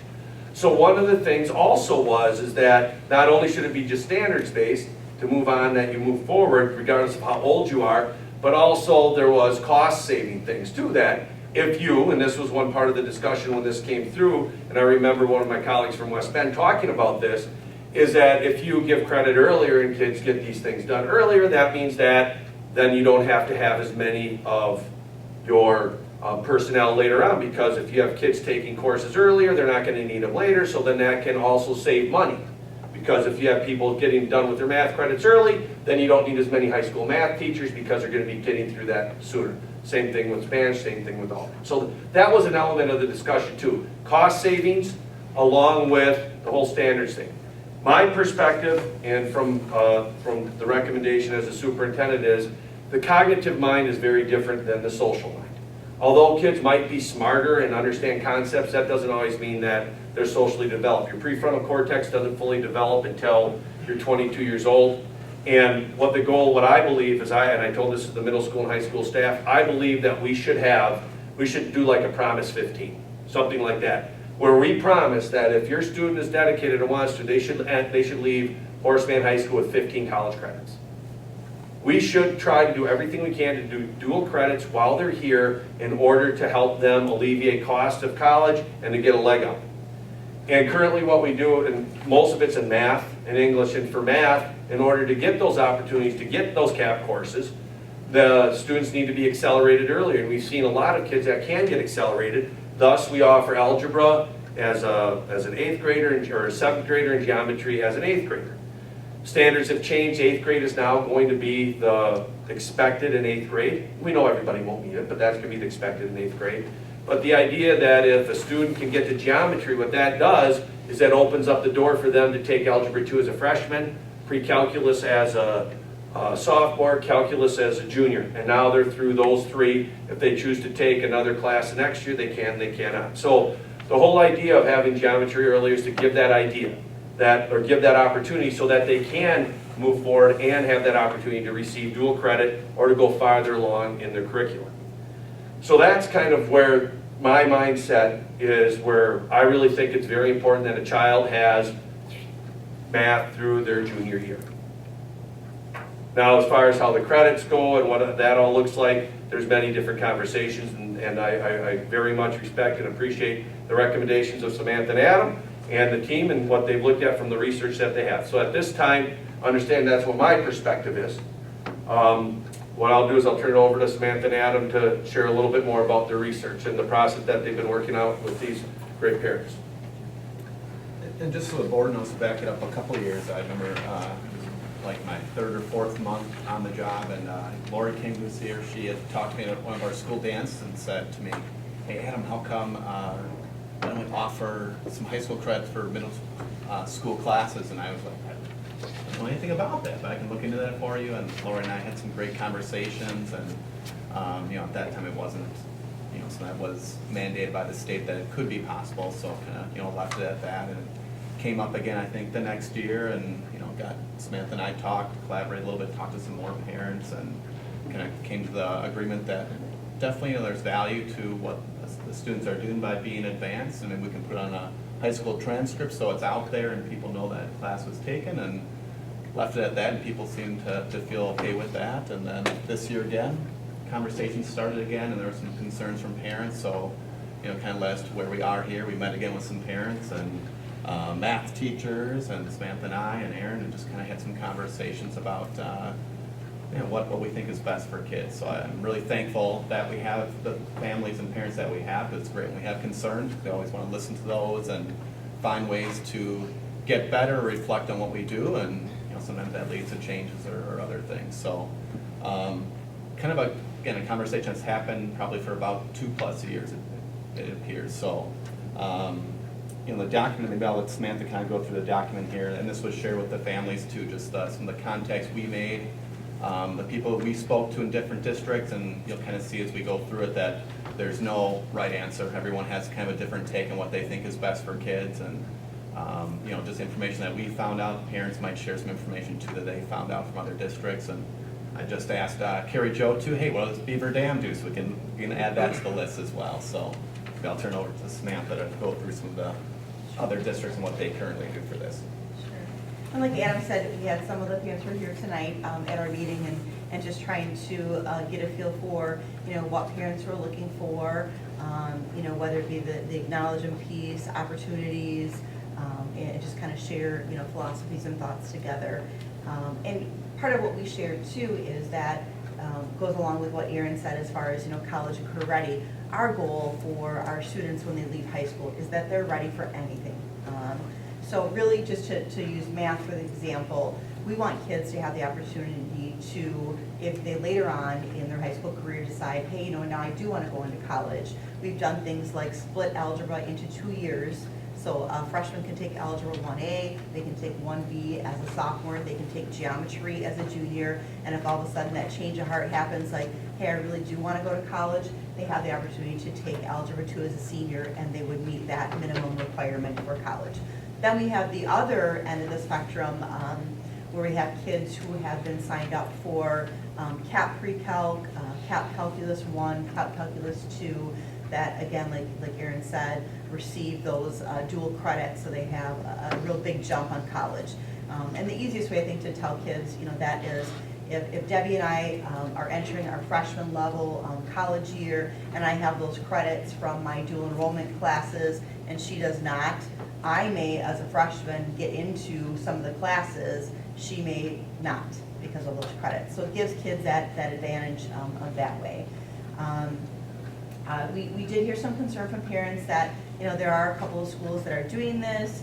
Waupun, Oakfield, and Campbellsport were mentioned, and so we shared that we would talk to our area conference schools and also get the information. Fond du Lac, our neighbor, has also chosen to do this, and so Adam and I just kind of created this sheet that said, here's the contact that was made. Todd, I can't say his last name right, Hensick from Campbellsport actually called me today and said, hey, I did not complete my thought with you and misspoke. The clarification from him was that once in a great while they have a student who takes geometry up at the high school, and that student does receive credit, but that student, in agreement with the parents, still has to take 3 high school credits of math. So it's a little bit different scenario there. Lomira, Deb Yankee is the high school principal there, who stated that they do not currently give credit for middle school math students that take that. Fond du Lac Springs is kind of in a little bit of influx with the new math administrator, Erin Flood. She stated to our principals group that they are looking at it. They have a student right now who's going up to the high school. She was more coming from the point of trying to get additional personnel for her high school and was looking at this might be an opportunity for her to get more staff. Laconia shared a very interesting perspective. They have had geometry students go to the high school and receive a grade but no GPA. It's a pass on their transcript. Algebra is not granted again. Algebra is really the norm with Common Core standards. But they are really looking at it. They have some serious concerns. They are looking at after next year no longer offering geometry in the middle school because they feel that their 7th and 8th graders are having some gaps because of not being in 7th and 8th grade math. And so they're really looking at their math. WLA and St. Lawrence Seminary do some different things, advanced placement, but do not give credit. Oshkosh, Lisa McLaughlin is a middle school principal there, shared that they do actually have students who go up to the high school to take classes and they are not granted high school credit. Appleton, they said that they're very clear on that students can receive high school credit only after students have completed 8th grade. I did try to look into asking them to, well, do you offer, that math class after 8th grade? And she said no. But again, after 8th grade is when they're offering high school math credit.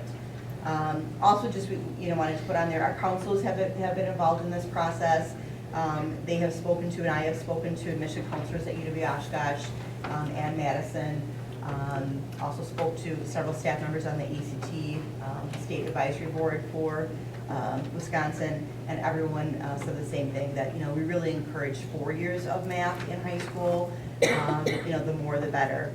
The statement that was made, and there's a good tool that we have used in the past called the Early Math Placement Tool, and the UW system and technical colleges use that to kind of let kids know, hey, by not taking a math class senior year, how this could impact you. One of the conversations that I shared was 11 years ago when I started here. I had a few parent phone calls that were concerning because parents stated at that time, hey, my student was in an Algebra 2 class and they're admitted into college, but now I'm having to pay for a remedial math class. That was concerning to me, have not had that phone call since then. I think we've done a really good job as a math department trying again to meet all the different levels of students. And again, our goal is to help kids of all ability levels be ready for life after high school. With that being said, part of our discussion with the parent group was, even though colleges have shared with us, we know if Algebra 2 is on the transcript, we know that students have taken geometry and algebra, like Adam shared, more than willing to put those pieces again on the transcript with no GPA, nothing on there, just again, so that it's an acknowledgement piece. One of the other things that we also shared with the group was, because we still feel strongly, again, about having 3 years of math in high school, like Aaron said, whether it be for the ACT the kids have to take March 1st, whether it be for their placement test to get into colleges after high school, one of the things that we were willing to do was to offer elective credit. So to put that middle school geometry class and, put that geometry class on the transcript for elective credit, but then still state that students would be expected to take 3 credits of math in the high school. So that's a little bit of rationale, and like I said, we appreciated everything that our parents were saying, and want to work together to find the best common ground piece. But we do feel that in looking at our school as a whole, we want them to have 3 years of math minimal. Our counselors have said they're still going to encourage kids to take 4 years of math too. And just so the board knows as well, when we start math placement in 6th grade, we do have a parent meeting that not every parent attends, but we do get letters out and information out to them, and we try to spell out that path for math from 6th grade on through high school. And at that time too, to express that, it's not for high school credit, so there's nothing that we, say to parents one thing and do the opposite or anything like that going on. We want to be open, honest, transparent, and all those things. So we're, you know, reflecting on that too as we go through, making sure that we're not misspeaking or giving any misinformation out that parents, you know, assume that they're getting credit for a class they're taking in high school that, you know, they're not getting credit for. So, you know, we're always looking at that again, trying to evaluate and make sure, you know, we're doing the right thing and doing our best there, so. And one thing I'll just add is that I said to the group of teachers that if we're talking math, we better as well talk Spanish 1 too. And with Spanish 1, the reality of Spanish 1 is that a lot of colleges say that you need 2 years of a foreign language. And if you have Spanish 1 on your transcript, or on your transcript that you took in 8th grade and then Spanish 2 as a freshman, that meets the requirement. So kids could have Spanish 1 and 2. They wouldn't need a credit per se. It says Spanish 1, they took Spanish 2, so they had 2 years of a foreign language, which then would also, which is great because then that frees them if the student isn't going to get into a foreign language. Now that gives them another opportunity to take a different class with having taken care of their 2 years of a foreign language, once in middle school and once in high school. Do we have feedback from the state of Wisconsin schools that that's indeed correct, that a transcript? We have feedback from the UW System Admissions Counselors that yes, that is correct. If we recognize foreign language in middle school on the transcript Correct. without a grade, that would be sufficient. They If there's recognize it now, if they see on a student's transcript that it says Spanish 2, they assume. And I know we all love that people use that word, but you know, that was what was stated to me, that they do assume that Spanish 1 was taken, and they meant that. But this would take the whole question out of it. Questions from the board to the administration? I have a bunch.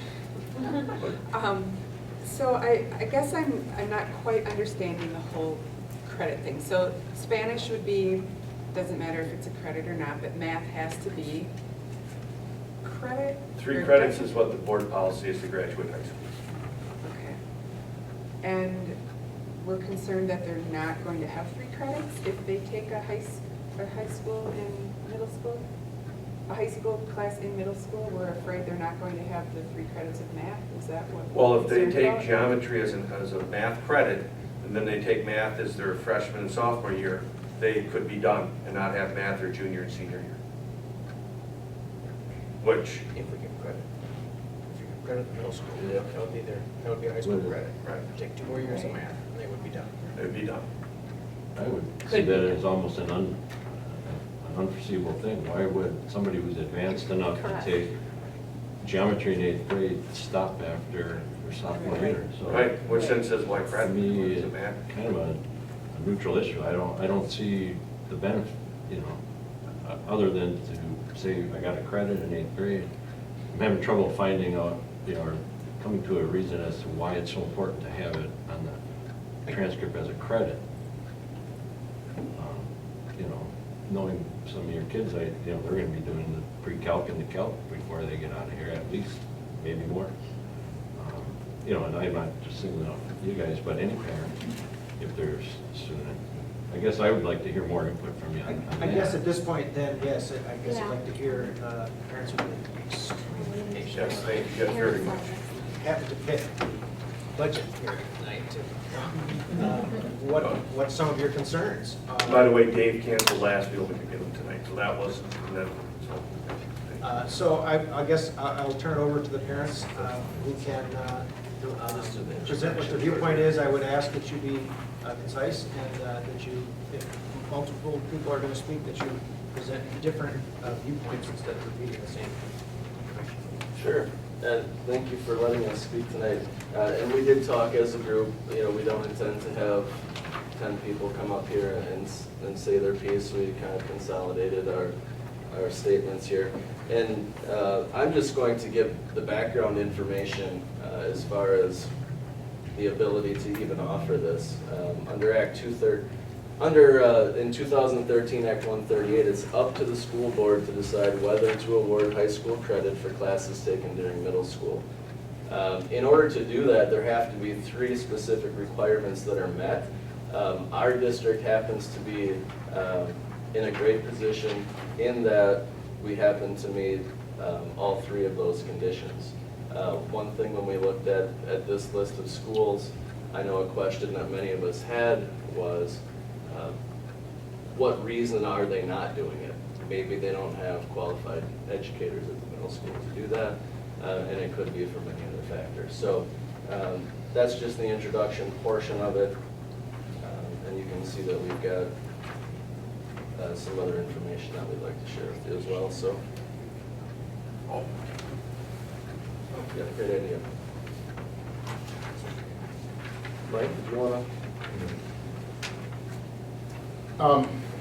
I guess basically what we're looking at is just giving an opportunity for choices for our individuals, having the credits transcripted at the 7th and 8th grade for algebra, for geometry, if we're going to include Spanish in it as well, giving them the opportunity to have choices. Now, like it was said, most of the time students may go on and continue on in the world of math, but given an option, maybe math isn't a venue that they're going to be moving into, and it may be something of another opportunity that they may want to go.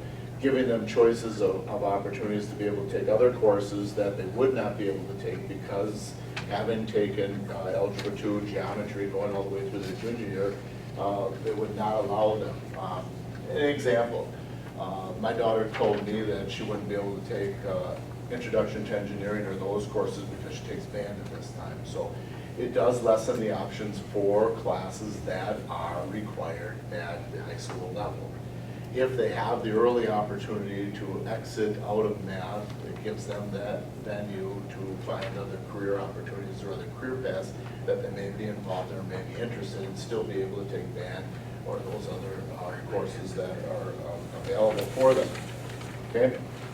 And so the school board gets an opportunity to choose those. Those are things I don't need to go down. Our proposal would be option 1, high school transcript and credit, counting towards graduation, Algebra 1 and Geometry math credits and foreign language credit. Option 2 would be high school transcript and credit, counting towards graduation for 8th grade Geometry math credits and foreign language credit. Option 3 would be high school transcripted credit for math and foreign language and not to count towards high school graduation requirements. If you turn to the second page, you know, why might other area schools, and Brandon had gone over, not adopt the policy, we've already covered that. There are some, and we did make some contact with Waupun, who enroll their students in algebra and geometry, have the option to take courses for credit that would appear in their high school transcript, and they use, that's up to the family if they want the credit for GPA added. Heather, do you find that students stop taking math their junior or senior year because they have enough credits and then struggle in getting into college or their ACT because of it? The answer is most of these students love math and science, so we encourage them to take AP, Calc, and Advanced Calc. We're not saying that our children aren't going to continue on in math, but it is an option that they would have dealing with their career pathways, working with their counselors and with their parents. Oakfield, yes, they're allowed to take algebra and geometry for credit. Typically, we have just had 8th graders take algebra, but we've had 8th grade take geometry students as well.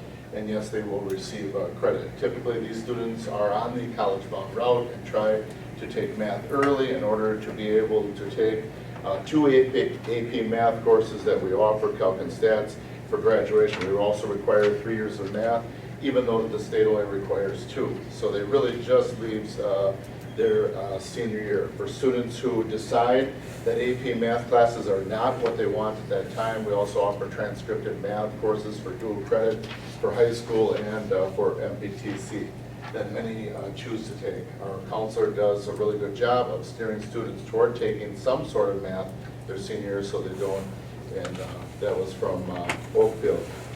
States that have adopted the policy outside of there, they talk about other outside districts, Waukesha, Watertown, Green Bay, and DeForest. Our rationale is to make our students more marketable upon graduations. Rather than graduating with the minimum requirements, they may graduate with 3 more additional credits, given the opportunity, if they could continue in the career path of having then math transcripted at the algebra and geometry level in the middle school, and then continuing through their junior year, they would have 2 extra credits of math, giving them an opportunity to have a little bit more rigor we talked about. Allow for more flexibility in taking courses more suited to a student's college aspirations. Denny Rourke, the Academic and Student Affairs UW system. Campuses have always counted math or foreign languages taken in middle school as meeting minimum requirements for admission. For example, if campuses see geometry on the high school transcript for freshmen, we assume Algebra 1 was taken in the middle school and count towards the minimum math requirements for admission. It always helps to have some kind of note indicating algebra and geometry were taken in middle school, but we'll make assumptions nonetheless. I, as a parent, and we talked about it, and I think we agree, I don't like the word assume. You know, it's not like they have one student to look at from North Fond du Lac as far as getting into a college or university or wherever they want to go. I would like it transcripted that they took these credits and received credits for them. You know, whether it be here at the middle school or the students physically later on have to change their locale and physically get taught in the high school. And just clarifying questions that we would have.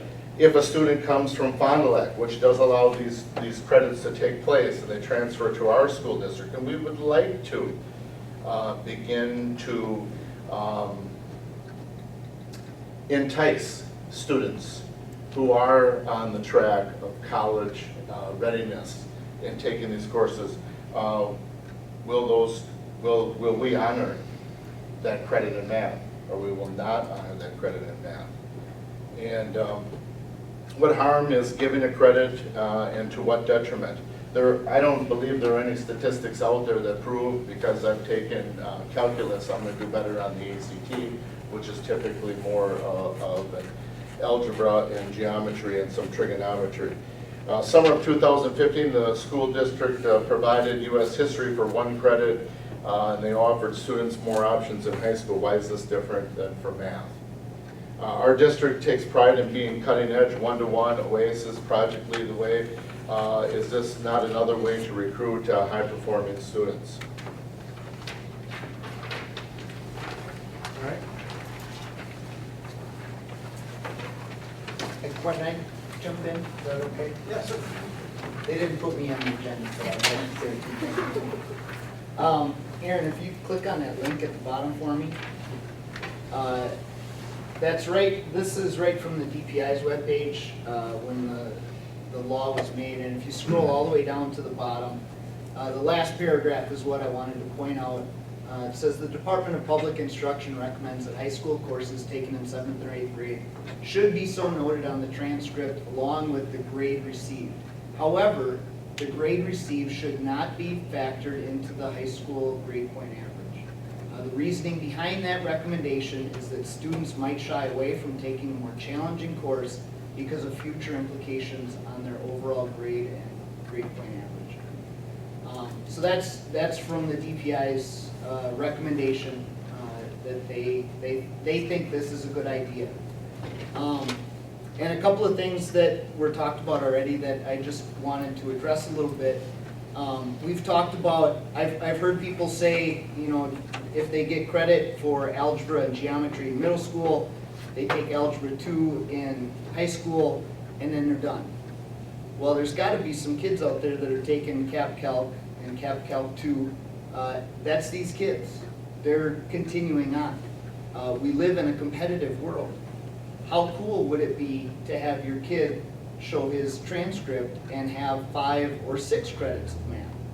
I keep hearing people say we can't let them stop after their freshman year with math. These aren't the kids that are going to stop. These are our top performing kids. These are the kids that are going to be in Cap Calc and Cap Calc 2. So they're going to take 3 or 4 more years of math in high school, which would give them 5 or 6 credits of math.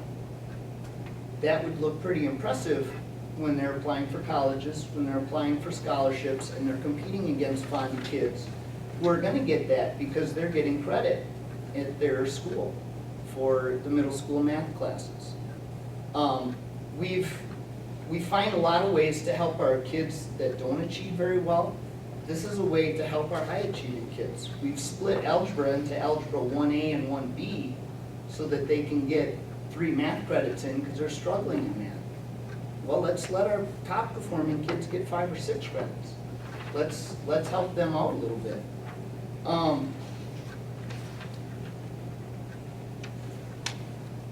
And then the last point, we've heard the word assumption a few times. How many of you in your professional life or business life trust when someone says, oh, trust me, it'll work this way? Or have you said, can I get that in writing, please?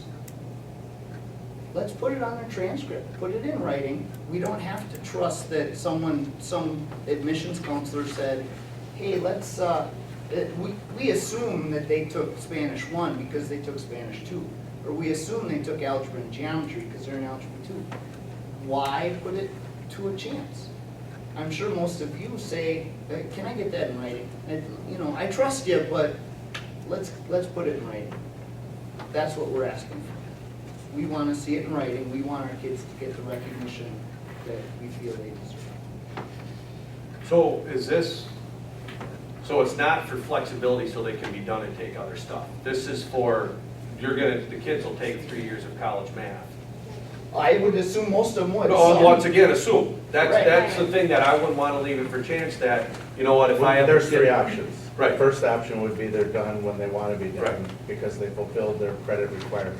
The second option would be that they would continue on and they would have all the credits listed there as well, but would still continue on to their junior year, the minimum requirement that high school had asked. And then the last one is that it's still on the transcripts, but they don't receive any high school credit for it. And there's numerous ways to look at it, and that's why we listed some of the bigger districts, because districts are doing different things. And that's something that the district has to decide what they're comfortable with. In the case of like Green Bay, if you look at what they're doing, any kid that's graduating in 2017, when this law came into effect into 2013, any of these graduating kids in 2017 are getting those credits listed on their transcripts. They're getting them listed so that when they are applying to universities, they have more math credits than a district that doesn't offer the math credit. So that's what they're doing. They're retroing those, they're grandfathering all those kids in. So if you look at some of the, if you go online and you look at what, you go onto their district sites, you'll see that. Then there's other districts that are giving only credit to kids that take geometry in 8th grade. So if you took algebra in 7th grade, like many of our kids did, they would not get credit for graduation in that 7th grade, but their geometry class in 8th grade, they are getting credit for towards graduation, towards their 3 required credits. And then there's other districts, if you look at Fond du Lac, they're just giving them credit, but it is not counting towards their 3 years of math that they need at the high school. So, it's something that, again, we need to look at what we would do and what we think is fair to the kids and what's gonna help these kids. It's not, yes, we're talking about our children, our own kids that are here, but we're also talking about the kids in the district. I mean, what is gonna draw in more kids? What's, if you want to attract high-achieving students and they're really serious about their education, looking at something like, do you give credit for math is something that parents are going to look at because it's what we're here for. That's what we're looking at. And that's something that we have been bringing up because, our kids are 8th graders. We brought this up already when they were in 6th grade. Well, so it's kind of, we're at a point where we're at go time here. Districts are making the change. Some districts are not. And they're not because they don't have the staffing where they're at. Maybe it's because of the, philosophical reasonings that they're not doing it, or it's transportation, getting kids. I know when I was in Fond du Lac and taught there, they held off for quite a while at it because they have 3 middle schools that feed and it was messing up their sections. And then they had to transport kids and and they needed to get the right staffing in place so they could do the things so we're just asking for it to be looked at. Questions from the board? Bashful. Do we have the classes, do we have the teachers, do we have the space, do we have everything and anything we would need to do this? We already are. We already are. They're already taking the classes. So the issue is they're already taking. So I think my thought is, I agree with wanting to give the opportunities to the higher achieving kids. I'm concerned and wanting just to make sure that we address not allowing the kids to get it over and done with so that they can just be done. Whatever we adopt, I want to make sure if we adopt it, we're adopting it to make sure that they're being given that opportunity so that they can move forward and that they can be high achieving and go further and not just. Yeah, one of the options is that you would give them credit, That's what I propose. but you would not allow them to count that credit toward their 3 math requirement that you have today for high school, right? The requirement is 3 math classes in the high school. Yes. So that's of controlling interest. But what I have a couple of questions. To me, what strikes me is that the credits really aren't important. At the end of the day, when they walk across the stage, is what are the courses that they've taken? As to what is their background? Because I think after they get the black thing when they walk across the stage, the credits don't matter. It's what are their course loads? What have they learned? What have they prepared for? How is that going to transition for whatever they decide to do? You see the advantage of allowing them to have credits in the middle school, because again, not every kid's going to go to college. Is there some flexibility that we can see by allowing them to have credits at the middle school? So if we allowed the 3 credits for math, 1 being picked up in the middle school, yes, they would be done with their math when they got to their sophomore year. Does it give them flexibility to take more welding classes or do something else if they're not headed for college? I would just say from an educational standpoint and from the college and career readiness, the ACT and stuff, I think the district would be doing a disservice if we said, you know what, we're gonna adopt something that if you're a high achieving student, you can be done your sophomore year. I don't know if you've taken geometry or math, I don't know cosine, tangent, things like that, and after a certain amount of time, I think we would put our kids at a disadvantage in preparing for those important tests. And that's the only thing for me, it's the 3 years. I don't mean to interrupt, but if we didn't have the ACT, this would be a moot point. And the problem is now we're dictated to teach you a test. You wouldn't, And because now you have remedial everything courses in surrounds high the school. ACT test. Screw And you the just ACT. said it before. You would that have remedial classes in college. When you stopped taking math as a sophomore and you would go into college and you'd have to take more college classes, that's where you ran into problems that the kids have now had a 2-year break. So if you have a college requirement for a class, you're gonna have 2 years removed from math. I'm just saying from a school standpoint. Is there any determining information that would say if I take CAPS Calc 2 and I'm tested on stuff I haven't had since 8th grade, that I'm still gonna be a high achiever on the ACT score? Well, aside from the ACT score, that's one of my questions is, what is, when they arrive at college and they've taken algebra as a 7th grader and geometry as an 8th grader, what is their cognitive retention of that? And because what I've heard and what I've done a little reading is that there's a concern that these students are getting to college and they've had that fundamental math so early that they're struggling in their college courses and they're having to go back and take remedial math classes. So that's my concern is that are we doing a disservice by allowing them to do this? So on the I went to the ACT site today and I went to the practice quiz and looked at the math, basic math and algebra, test questions, and plowed through a bunch of those and I'm thinking, okay, if you're in CAT level class as a junior and you're taking the ACT class, you're not using those basic algebraic skills on a daily basis. So I would be looking for what is the data that's showing, are they ready when they get to college or are they not ready? That would be where I would just say, depending on what they want to do, I would, this is what my recommendation, if you don't want your student to be accelerated in math, then don't take geometry as an 8th grader. Well, after the discussions I've heard, my youngest daughter won't be accelerated. I feel like I was sold a bill of goods. And now I'm being told my kid's gonna score worse on placement exams, he's gonna score worse on the ACT. I screwed up my son because I advanced him. You didn't screw That up. kind of pisses me off. You don't, no, you I'm didn't. really What it is, upset. I'd- And now I want to give him some advantages because we did screw him. Because now I'm being told the geometry is what's on the ACT, it doesn't go beyond that. He's already taken geometry as an 8th grader, so now I got to get him remedial help in geometry so that he can do well on the ACT. Well, that's my question. So now Is I'm that trying an to issue? get What I him wanna- some credit I want to help for what he's de-escalate already because done. the ACT doesn't matter everything. As we saw in college ready. But we keep bringing up the ACT, then why are we bringing it up? Then don't bring it up. I'm just saying with our kids, if they want to get into college, there's multiple things that are important. Number one, if you get a 4.0 and a 19 on the ACT, what's that 4.0 mean? Because the ACT is a norm test that really has a lot of good data behind it. Now, if you get a 19 or a 20 on the ACT because maybe you don't do standardized tests very well, but you've taken CAP calculus, CAP pre-calc, I guarantee that you're going to have a better chance of getting into upper level university because you've had those advanced classes. The ACT is just one thing. You haven't screwed your kid at all. Matter of fact, you have challenged them. And you know what? When push comes to shove, nobody cares.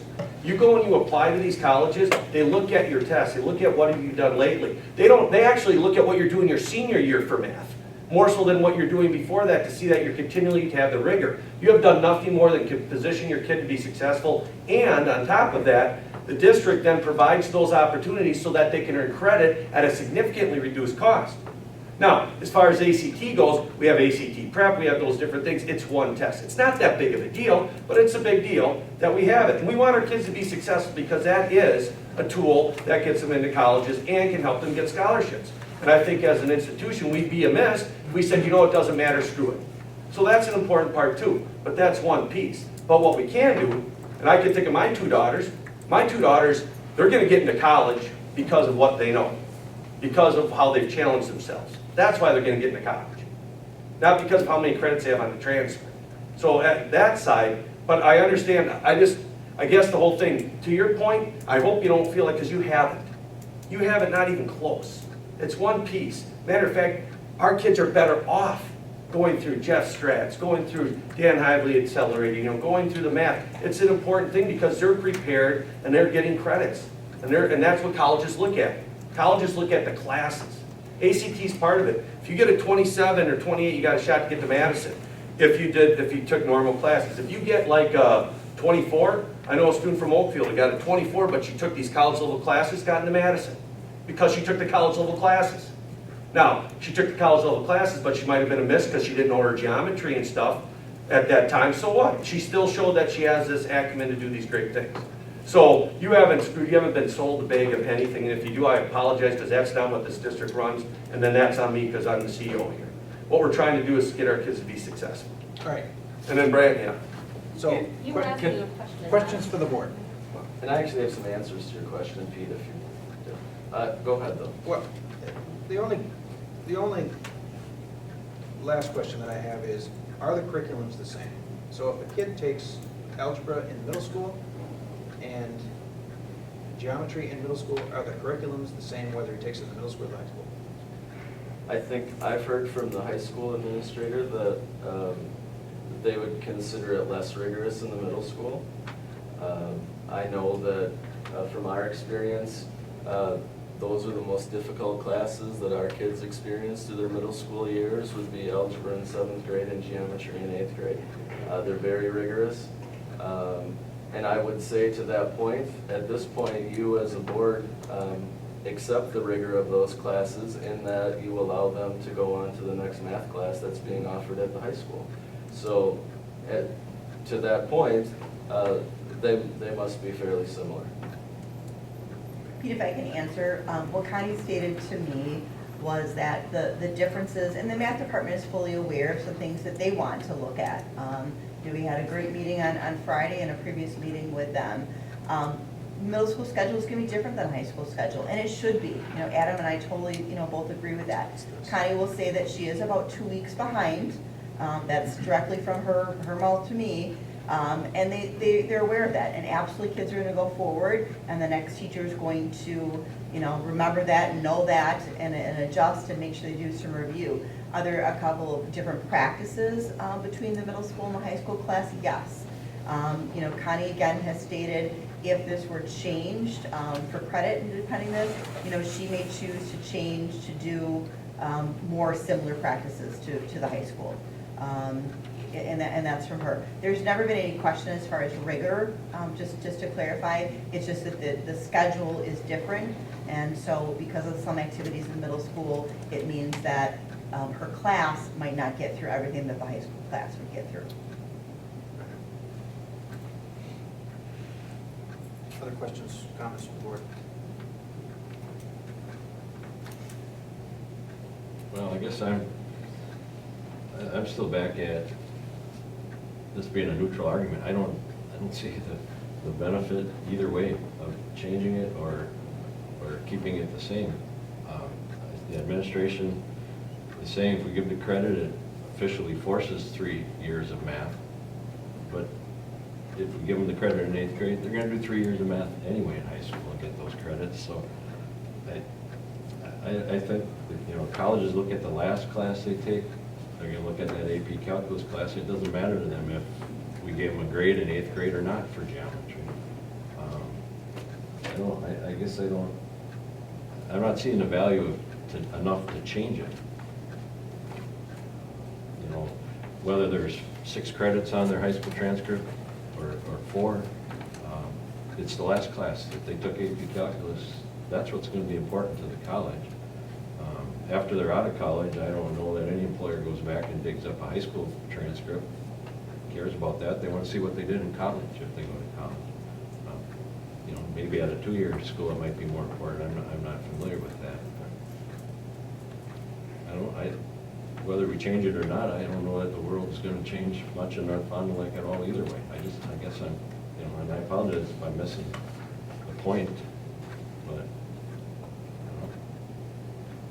And Steve, just to clarify, you know, again, lovely word assume, you know, even though Jenny Stahl and Jill Gable have heard from numerous counselors, and this has been our practice all along, and we haven't had problems with kids getting into colleges if they start with Algebra 2 or they start with geometry, we're totally fine, you know, with practicing to have the geometry and the Spanish 1 on the transcript so that it's noted. So that there's no ifs, ands, buts, you know, question that way. You know, that's totally fine to get that, you know, assume and worry out, like Doug said. You know, we know what practice has been from the counselors and we've never had a problem, but to get that, you know, clarified and off the table is totally fine. You know, something as far as attracting other students to the district, I'm sorry, but I don't see whether we give credit in 8th grade for geometry or Spanish is going to be the overriding decision as to whether parents are going to move their kid out here to North Fond du Lac. I mean, there's a whole lot of stuff that goes into the high school experience and the education we provide. I don't know.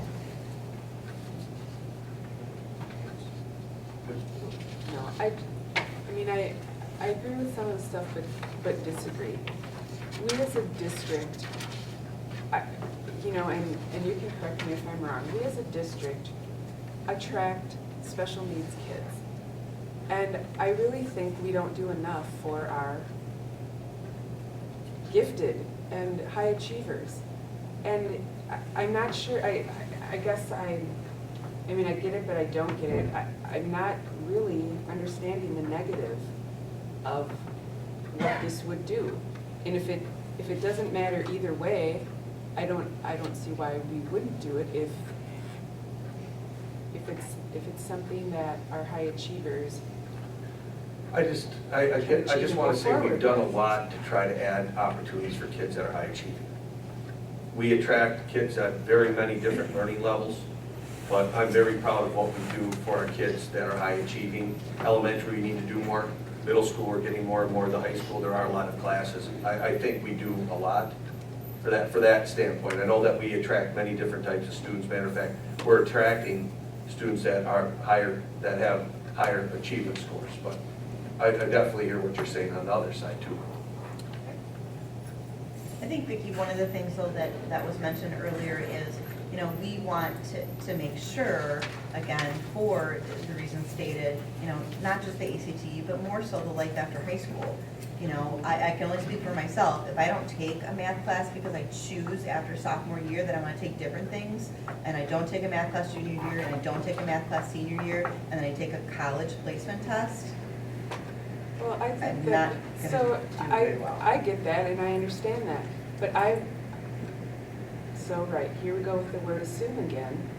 Why would a high achieving child, their parents and a counselor and teachers, you know, why wouldn't they get together and say, hey, if you're gonna do this, if this is your goal, then you sure better have this. I mean, I just don't think there's gonna be a gap unless that child is just smart and wants to take the class, and okay, they don't have any aspirations of going to college, all right, good, then don't take anything after your sophomore year of math. I mean, I just don't see that happening. And, you know, on all of our ends, that's everybody's responsibility. That's the parent, that's the child, knowing if they're a high achiever and they know what they're going for, they better have their ducks in a row, and the parents better have their ducks in a row, and then so should the counselors. So I guess I think that's everybody's.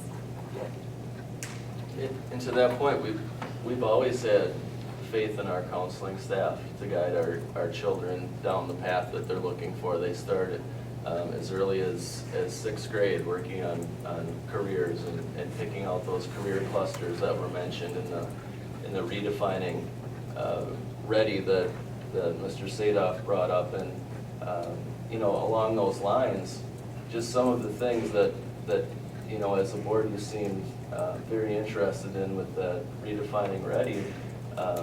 What I heard from that are these things, that our kids that are college ready are not just one test score. I heard that statement. I heard that Algebra 2, getting an A, B, or C, in that data has shown that our children is a gateway for college success. I heard that taking AP courses shows that our kids are college ready. With 3 more credits, 3 credits taken care of by the time they enter high school, that opens up an opportunity for 3 more AP courses somewhere down the road, whether they're math classes, whether they're science classes, whether they're English, they're whatever.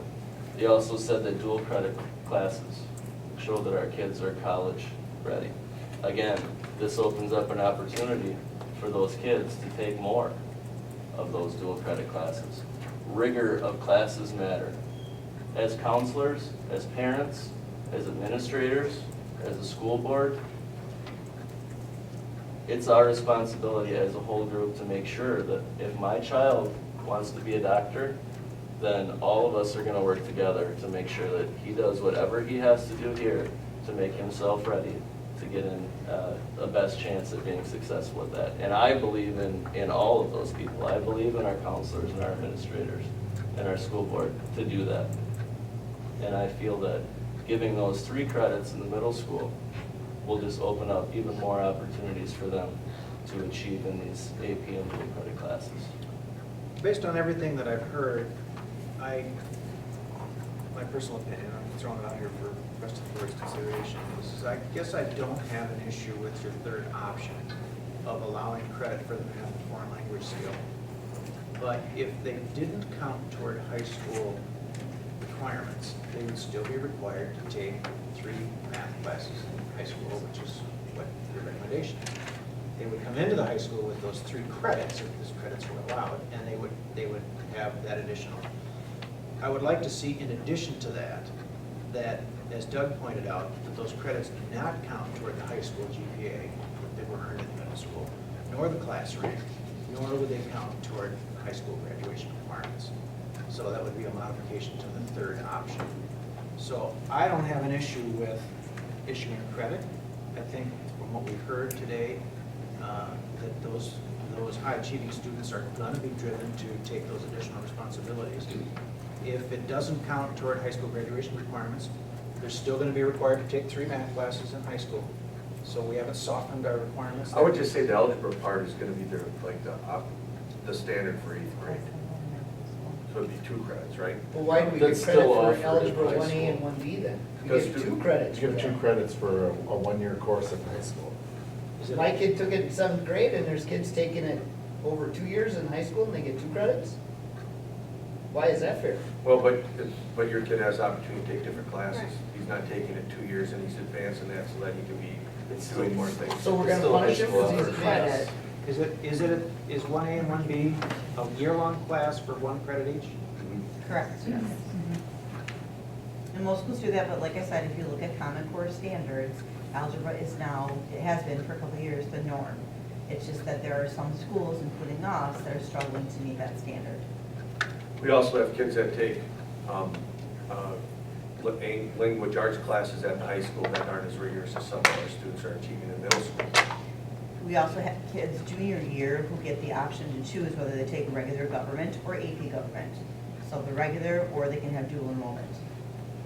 I guess if you have a top-performing student that can manage to get through the algebra curriculum in 1 year as a middle school student, yeah, they only get 1 credit, but I think they're headed down the road for a better education, a more challenging education, by coming into high school and taking those advanced classes.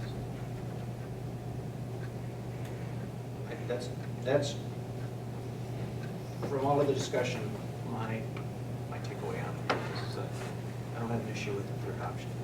I would agree with your So third can option. we just clarify with the third option? Is it not the same as what we're saying though, to note the classes? No, of the geometry, third option finance, does allow understanding? credits to be given. That's the only So it would be elective credit? No. Credits. It would count high as school towards a transcripted credit. credit for math and foreign But language still not to requires count towards 3 high school credits. graduation performance, nor the So it's the same GPA for the thing. class rank. It was just at the end of the year, when you graduate or when you're filling out your applications for college, you're gonna have more credits. That's all. You may Because you're graduate still- with 31 versus 24. Right, and I can tell you from somebody that just filled out college applications this year, they do look at that. They do look at how many credits you are graduating with. So the thing is that those, but still required math through your junior year. So then it would impact though electives because it would reduce the total number of credits. Even though students have to have 6 credits a year, they, They some of could the add a students study who choose to take 6.5 or 7, they could still, take 6, but maybe not choose an elective. But if I'm taking CAPS Calc 2, wouldn't the study hall be, as your senior year, Absolutely. be beneficial? Absolutely. Sure, you bet. I mean, how many kids are taking CAPS Calc 2 and they don't have a study hall at all? Flex time. This year. Definitely. Would that option, if we still require the 3 high school math classes within the high school coming in with a credit, does that give any flexibility to students who are not headed for college, that may want more flexibility to take other classes? Does it do anything for the flexibility for them? The big thing is. Not really, no. Yeah, Spanish, the biggest thing is you take Spanish 2, and you know that you have your 2 years of foreign language covered. Other than that, it's just a thing for on the transcript. And that's what you guys are looking at, is recognition. Well, Right. we're looking for option Flexibility 1, too, but- and we brought it down to option 3 now. We've all along been looking for option 1 in that it offers the most flexibility for everyone. And, whether the student is going into engineering and is gonna need Calc 2 by their senior year, they're still gonna plow through and they're gonna get that. Whereas a kid that maybe is gonna go into welding, but they were advanced enough to go into algebra and geometry in middle school, now they need to take algebra 2 as a freshman, and that then would offer up more opportunities for some of those other classes. If not option 1, then they have 3 years still of those math classes where it may not pertain to their particular field of study at all to take pre-calculus and calculus. And I would challenge, anyone in the room to think about whether calculus is needed in their chosen profession and what they've chosen to do and how often that's needed. And if we go with option 3, kids that are in geometry will be taking calculus their junior year. And quite frankly, I can't imagine the percentage of professions where calculus is needed is all that high. You could take Yeah, they don't have to take calculus. They can We take have a full statistics. year of statistics, and we have a full year of college technical math. And who knows what the Achieving future, what students taking would be college added. technical math. The other thing, going back to the flexibility part, why did we offer US history in the summer? To the incoming freshmen, because we wanted to give them some flexibility Correct. so they could take more electives. So flexibility is an important piece here, because we're trying, my kid who just registered for his freshman year, he had no flexibility for electives. He didn't want to wait to take his Spanish, because he's already taken Spanish 1. So he doesn't want to forget what he learned in Spanish 1, so we wanted to make sure he got into Spanish 2 as a freshman. He's in the band, he enjoys band, so he wanted band to be his other elective. Now he's done. So other options that are out there are very limited for a lot of our kids. So that's another reason why we're looking for some flexibility as they go through. We have some great courses in our elective areas with the Project Lead the Way that we've added. There's all kinds of really cool things, and a lot of kids don't get to experience them because their schedule is so tight. So some of these kids that have taken Spanish 1 already, that have taken algebra and geometry, they might want some flexibility. They might have a different path or whatever. Maybe they want to take all 3 Project Lead the Way courses. That's pretty tough to fit into your schedule. And so, it is, the flexibility part is important also. I think we have to be careful too that we don't forget about the Spanish question, because it's a different animal, I think. There's a lot of kids who take the 2 Spanish classes and don't really want to go on any further in Spanish, as opposed to, kids who do math tend to keep going, I think. I don't want to overgeneralize, but if they decide they're done after their freshman year with Spanish, and is it I think 1 credit in college required of a foreign language, 2 credits, so they're gonna, they could pause and go 3 or 4 years without having any Spanish and have to try to pick that up in college. Well, they won't take it. They don't have to take That's it in what college. currently Once is. they It's got a it done. requirement to get into college. And most of them say recommended, 2 Right. years recommended. And they have it done by 9th grade, that's already taken care of. Actually, what There's it no is- change. No, I mean, Actually, what it college is, requirement. there's a couple of colleges that require 2 credits to get in. There are more colleges that require 2 years to get out, but if you took it in high school, it is fine. You Right, don't have well, to take it in college. Maybe I missed the point You here, don't but need the credit, you just need the the certificate. colleges require a foreign language credit, or course too, don't they, to graduate? No, just to get in. They do, but you can take it in high school. If you took 2 years of high school, so if you took 8th grade and 9th grade Spanish 1 and Spanish 2, that will meet your college graduation requirement. Those who don't take it all during high school, if they're in that school that requires it, they're going to have to take it in college. So, from a counselor's perspective, they're like, well, what do you think is better, to pay for it or to take it in high school? I think what he may be addressing also is the college credits that you can get for testing into a higher level class. Once you get to college, you can take the entry level test, and then you can test into a higher level class. You get those And retro those credits. credits you would get retro. Those students who would take it early on like that and stop would not be doing themselves a favor if they were hoping to get those. But you wouldn't do that credits. though, if you're hoping to get those credits, you would continue on that path. You don't just, you wouldn't decide, I want to take the placement test for a foreign language, but I haven't had it since freshman. I think we all agree on foreign language. Yeah. All right, any other questions from the board? Well, yeah, I guess, again, I'm struggling here because, I agree with your number 2 on your clarifying question. What harm, I don't see there's any harm in giving the credit in 8th grade. But I have to say, I don't see any value in it either. I think it's a non-issue, and maybe short-sighted on it, but. There's just a lot more opportunity in the high school than to take. But I don't see that either, because they're still gonna take math classes that you would take whether you got a credit for 8th grade geometry or not. We're not saying you can't take geometry in 8th grade. They're asking to get credit for what they're doing already in taking geometry in 8th grade. The way I look at it is that if you wanted the flexibility and you were not gonna take more than 2 years of math in high school. You would be done taking, you'd have your credits coming in, you'd take 2 years of math in high school, then you would have flexibility to do other things. Yes. And for those students that are not headed for college, then they would have other flexibility. That's the advantage I see of option. Or if they're heading to a two-year college. But that's our Or concern. if they're heading to a trade, they may be able to get those skills. That's the flexibility part of it, that's the positive with option one, is that it allows the flexibility for those kids that intend to continue forward through that math to still be able to do that and be recognized with rigor on their transcripts, or kids to take other classes that may be more relevant to them after fulfilling the requirements for graduation. I guess I'll ask this question to the board. Do you feel that you have enough information to formulate a recommendation? Or are there pieces of data that you perhaps want to investigate?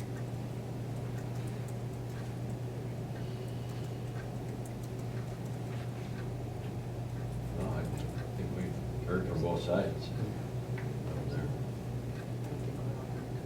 Yeah, where I stand. All right, any other comments or questions from the administration? Just one comment about the calculus, and I get about not using the calculus, but that's the best class my daughter's ever taken because it's tough. She's learned about grit, about waking up, about work ethic. It might not be about, and that's what most math does. It might not always be about the specific things, but it's about the process, the learning, and the math is shown to develop different neural pathways that can help in many different ways. So when I agree or disagree, but I can tell you that for me, the calculus isn't about the calculus. It's about the challenge, and I see that as a huge upside. Just she'll never probably use calculus outside of this time either, but I'm glad that she took that because of the grit. I wish she could see her getting up at 5 in the morning, struggling, learning things. Never mind. I'm telling you what I'm thinking, and that calculus is a valuable thing. Maybe it's that you don't, but it's all classes. There's a process. So that's just what my 2 cents worth, but that's as a parent. So that is superintendent. Yeah, I just wanted to add, we've had great discussion with parents and agree with, the acknowledgement piece. I think, like Erin said, we've added a ton, whether just using the AP, government class as an example that, kids are able to have that accelerated credit there. We have tried some things like Doug mentioned in summer. Some work, some don't work, and so we, go back to the drawing board. We continue to offer, when you look at the past 5 years, and Pete, you and I had a great conversation about our course description booklet. It has exploded the past 5 years with advanced classes. I think going back to the point though, as far as options, agree we want to give our kids the best options possible, but I think we have to look at what's best for a class of 90, a class of 100, in there, and that we look at data, we hear from ACT, we hear from, like the early math placement tool that's used at UB-Oshkosh and around, and, concerns for kids not taking math their junior and senior year. And so I know for Adam and myself, a good compromise to all this was, hey, let's get the geometry and Spanish on there, on the transcript, so there's acknowledgement. But we really feel that kids need to have 3 years, so that they have a math class their junior year. We're going to, of course, encourage that they take math their senior year, again, depending on the field in that. My concern, or our concern as counselors and administration, is if we give the option of being done with math sophomore year, we potentially could set someone up for a problem, for a concern when their placement test comes along. When I hear, from parents, absolutely, that, well, maybe my kid will go on, well, the same, we don't want to assume that. I think those are great things, but when we look at a policy that's for 90 to 100 kids that we tend to have in each class, we want to make sure that we make that policy so that it fits for all. We can't support, oh, sure, be done, something. I have a question, it's a little outside the box thinking, and it might not even be possible for whatever, I don't know, curriculum guidelines or whatever, but is there any reason why we couldn't say, if they got that finished in 8th grade, you are required to take 2 years in your high school, one of them has to, like, maybe they skip sophomore year and take that math their junior year, require that the second math class be taken junior year, so that maybe there's a year gap, they're still getting it, and they're not that big of a gap? Is there a way that can be possible?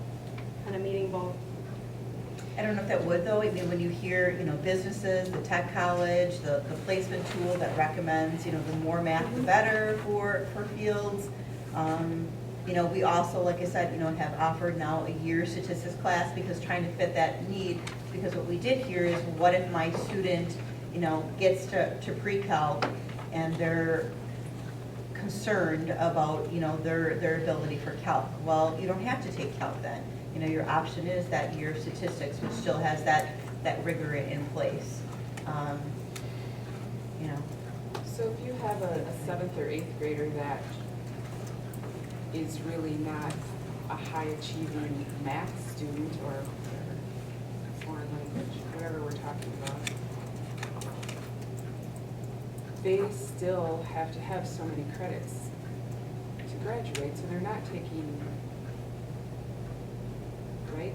They're not taking then their high school, an equivalent class in 7th or 8th grade. They're just going about their usual route, right? Which would mean freshman, sophomore, junior year, they would have to take math. Yep, so they would still have 5 years of math. So they still would have 5 years of math. So a high achiever would have, so if they're getting credits, so they're not getting 7th and 8th grade credit then, they're just getting high school credits? Right. Look now, right now, right now. Well, and right now, we have to take 3 credits of math, but I don't believe it says they have to take them freshman, sophomore, junior year. Nope. A kid could take math freshman and sophomore year, decide, you know what, I need a break from this crap. That's- I'm gonna that's skip kind of it my and take it question. my senior year. Mhm. That's a possibility too. That wouldn't be very wise, but a kid could do it. Yep. Here's a concept for the board to consider.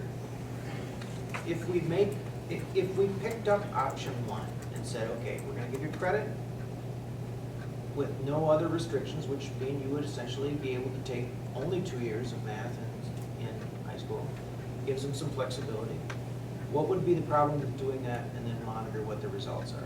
Let's take a look at what the data says in a year. Maybe that's the wrong decision. Maybe it's the right decision. And let the data. We probably could make a decision after 1 year because you wouldn't see it tell the kids to go through it. Yeah, it depends if you gave it the credits retro.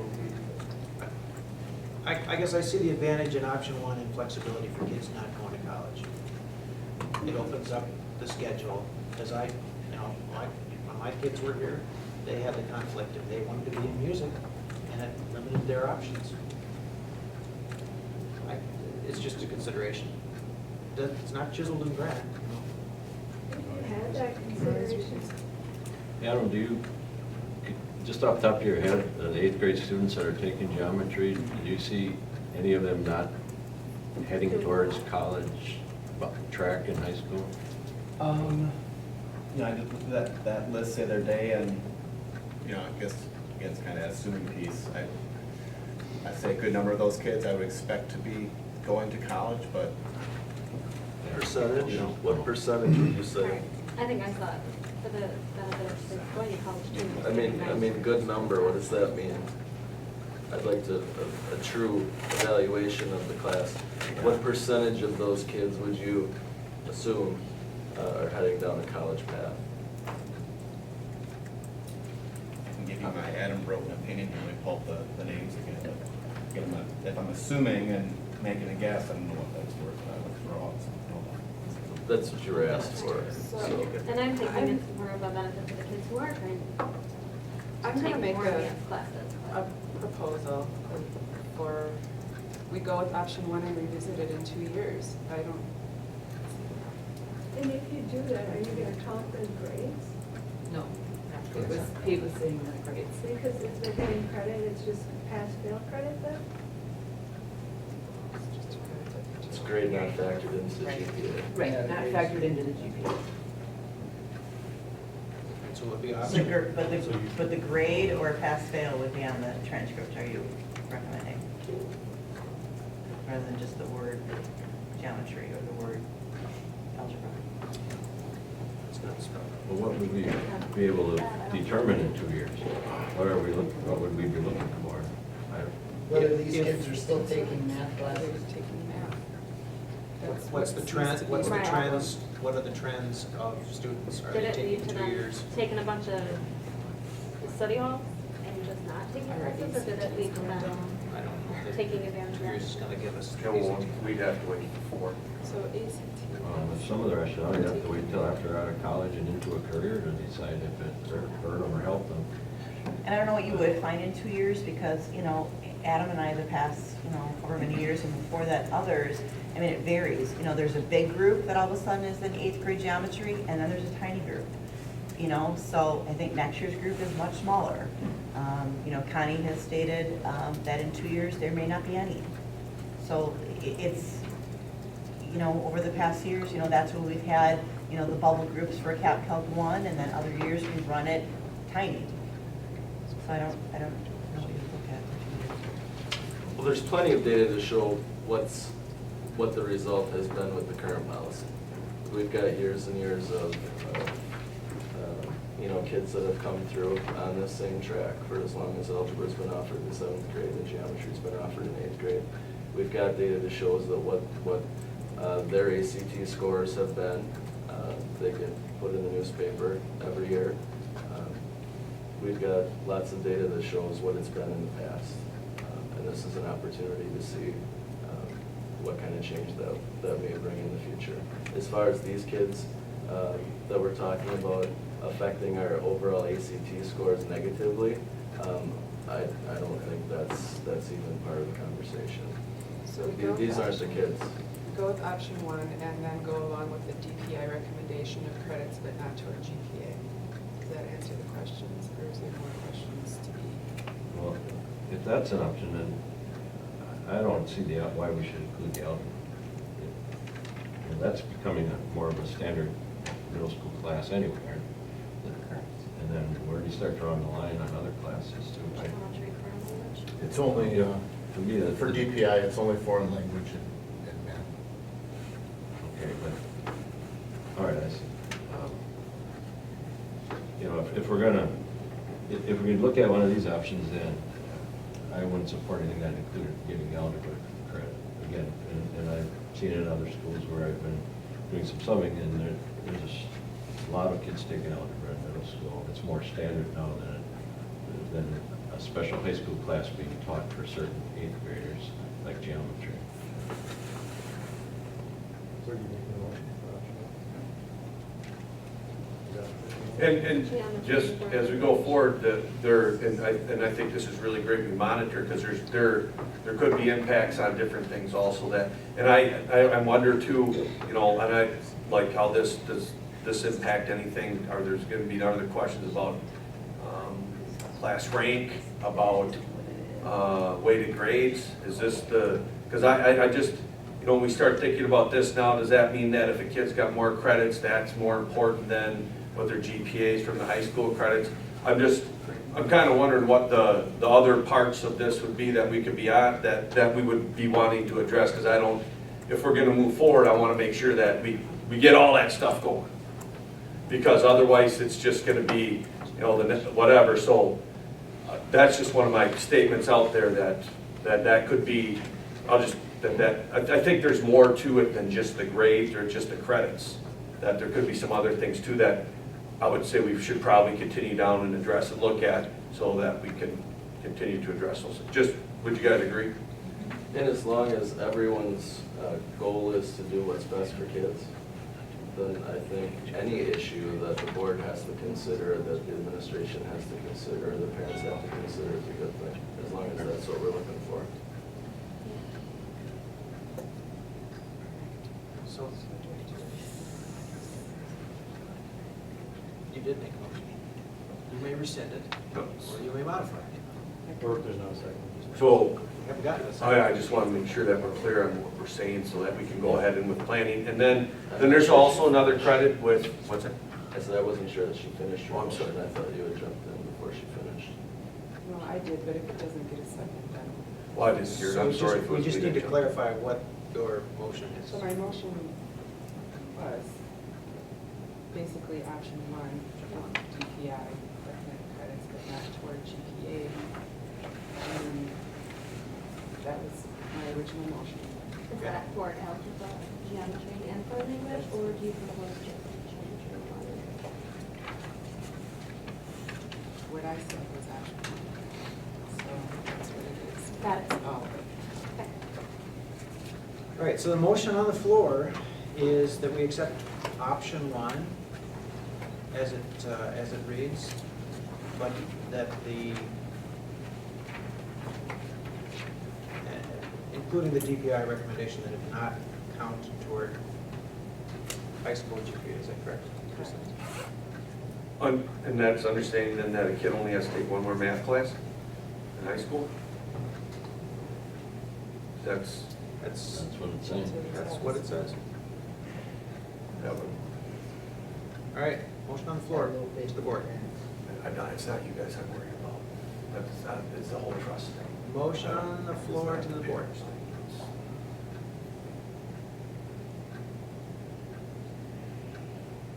Okay, the motion dies for lack of a second. So, what's the Now board's I'm pleasure? stuck on algebra. Beg your pardon? I said, now I'm stuck on the algebra thing. You bring up a good point. What's the Okay, so what I'm gonna likelihood recommend, since we've been here for about 2.5 hours, is that we take a 4-minute break so that we can listen to the washroom. And with that too, also knowing Carrie Jo has a drive to go, I'd recommend that maybe you head on your track. They're not all We're gonna this get to the decision. exciting. I will go after the decision. No. We'll let you know. No, I'm just kidding. All right, thank you. Safe travels, thank you. Stay tuned.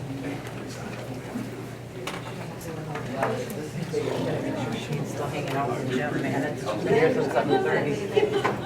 Looks like algebra is going to become a Yeah. It's gonna be a deal. Like, like whereby it wouldn't be really considered accelerated? Is that, because if that's, like, and if we would be moving towards that within the next 2 years, say let's visit this, that's not what, okay. I'm okay with the geometry one, but if algebra would become a 7th or 8th grade math anyway, then why would we want to be given? Like if they're saying that, that's my question. That's what I'm asking.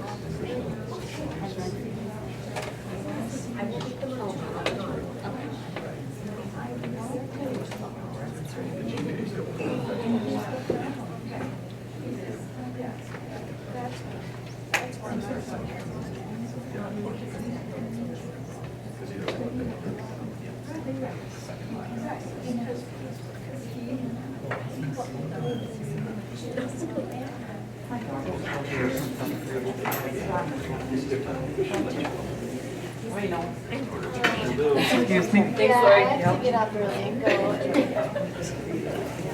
Yeah, that'd be good. 'Cause I have to get up. I have like pop quiz tomorrow.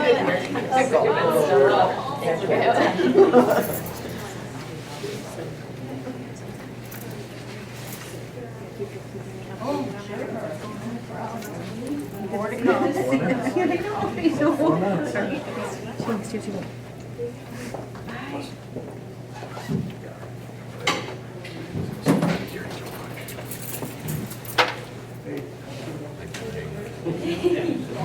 Good luck. Did you post bail? What? Did you post bail? No, I got told I could do if I wanted.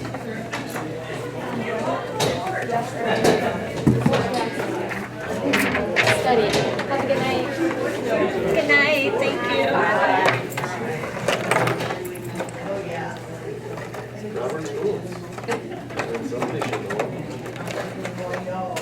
Anybody want cookies? There's cookies on there. Peacemaker.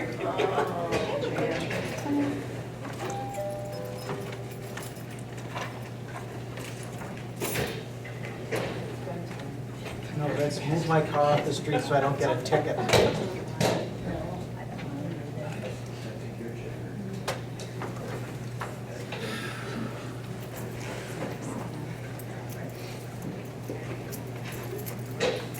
Thank you for the indulgence there. We will resume.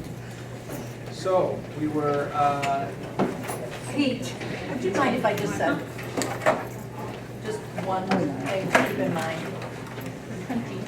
There are many variables when we're talking about future life, and when you're talking about college and career readiness, and when you're talking about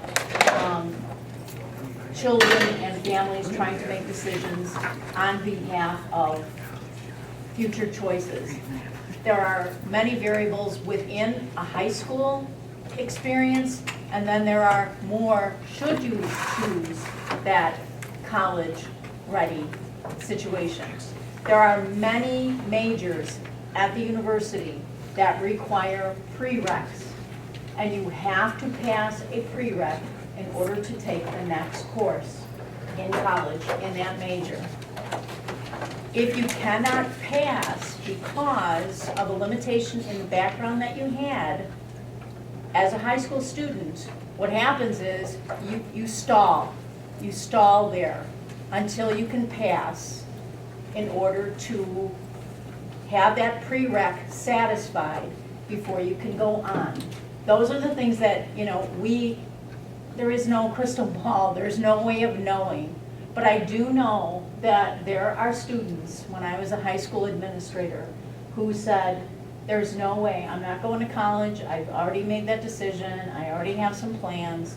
And lo and behold, as, juniors, they're like, you know what? Maybe that wasn't, what my final decision. Maybe I do think that I do want to go on. There's just so much that can happen in the life of a child as they move through a system, because education is what you make it. I have sat in on scholarship situations where you had to take a look at a number of students, very talented students. And you had to decide, because not all of them are going to be chosen for a scholarship. So how do you make that decision? Sometimes that decision is when you're looking at that transcript, when you're looking at those courses taken in high school, where is that rigor? Where is that challenge? Where is that pushing yourself above and beyond? So I just want to have people be thoughtful, because there's a lot to it. There's a lot to that. Where does that child go in the future? And I would hate to think that any child has limitations because we make them believe that they are maxed out at courses that they may or may not be skilled at. Every student may have to repeat a class. When you talk about Algebra 1A and 1B, I think that the students who are taking Algebra 1A and 1B are doing the best that they can with the skill level that they have, and are taking the courses that are appropriate for them to become proficient in algebra, which is not a simple course for everyone to take. So I think, I just want to make that clear, because I have faced that with my own children. My daughter is an academic advisor. She has had students who have come to her who have had to postpone their graduation from the university because they still have to take some courses that they struggled with because they didn't have the background. They just didn't have enough of it. So they have to take it multiple times in order to get there. It's complex. We all know that it's complex. So just those thoughts to have as well. all right, thank you. One thing that I would say with considered a motion, how does that affect kids this year? Because that's something that needs to be, whatever that motion is, how does that impact the students that are currently in middle school doing this? I think that needs to be addressed also, and not leave that out, just so whatever that is. We did discuss that when we met with the administrators and the counselors, and I think they were in agreement that if anything did change for this year, it would be, the parents would be able to kind of weigh that option of which way to go, because obviously going into it, they didn't know ahead of time what the policy was. And mostly that was about GPA, whether kids had applied themselves to an appropriate level. And if there's a grade, that would matter. I don't normally like to entertain, or to offer up motions, but I will offer this for your consideration as a motion for that the school board consider adopting a policy starting in the 16-17 school year wherein geometry and foreign language credits will be given at the middle school level. Transcript lists the credits and the grade, but the grade not count toward a high school GPA. And that and additionally, that the high school still requires a minimum of 2 math classes. 2 additional math classes.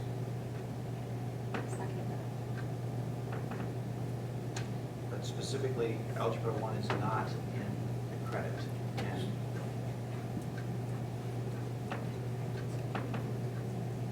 Discussion? moved in second? Further discussion amongst the board? Thank you. Yeah, whatever. Are you? Discussion amongst the board first. Comments or questions? Comments or questions from the administration? 2 things. Number 1, you said 16 and 17, so how does that impact? And I think we have people here that are worried about their kids this year. And if it is something for this year, then I would be very cautious of looking at grades, because that wasn't part of the whole deal at the beginning. So either for or not, if a kid knows that something's going to be for grade, I'm just trying to get in the mind of what this would be, like you said with your something. They might be getting a better grade if they knew that this was going to be on their transcript, because even though it's not part of the GPA, this would be done on the transcript, so they would see that. So, I mean, I would say, I would just be very leery of the grade part on there. That's what I would say. And then you had said 16, 17, which really doesn't address. So would that include this year's 8th graders is the question? And you'd have to have, if you're not gonna do grade though, you'd have to have pass-fail. You can't just have the Right. class on there So and it'd just be credit pass-fail. without a grade. Those are just concerns that I'm thinking about, because you go into something and you're not sure if it's gonna be credited, that could change the kids that started in fall, and they know this is a high school grade that could be on my transcript, that just could have a different impact. It changes the game halfway through.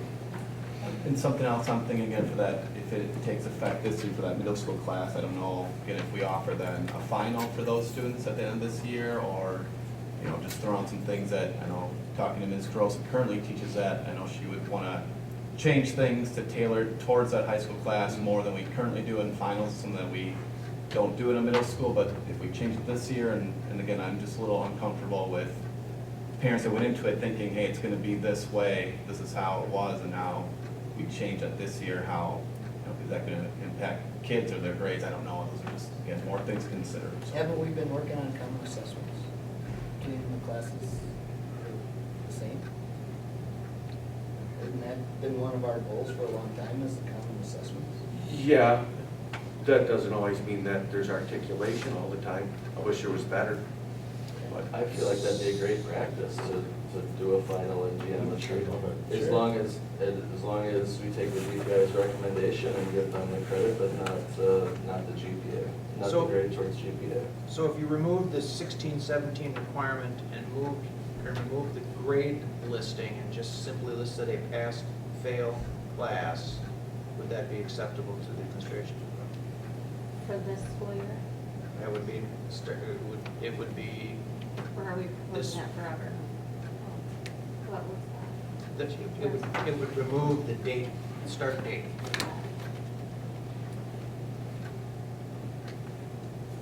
So you're saying pass-fail for this year? If you moved it up to include this year, you would have to list a pass-fail grade on the transcript, not a grade.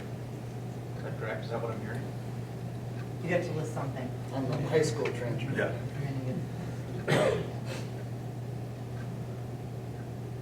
I'm wondering if this something that should be tabled till they could flesh out some of these things that weren't really thought of or looked at by the administration coming into tonight.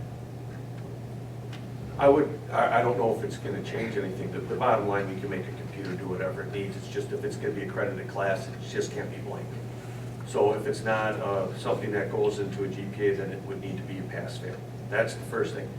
So, and then the second thing is that, you know, if that does then include, and then, as Adam said, that changes things, then, you know, with Ms. Gross moving forward, that final, so, you know, the thing is that if they don't pass geometry, then they'll have they always will take geometry again when they're in freshman year, so that won't really impact them, but they will have it on their transcript that they took it and failed it in 8th grade, and then they'll take it again as freshmen.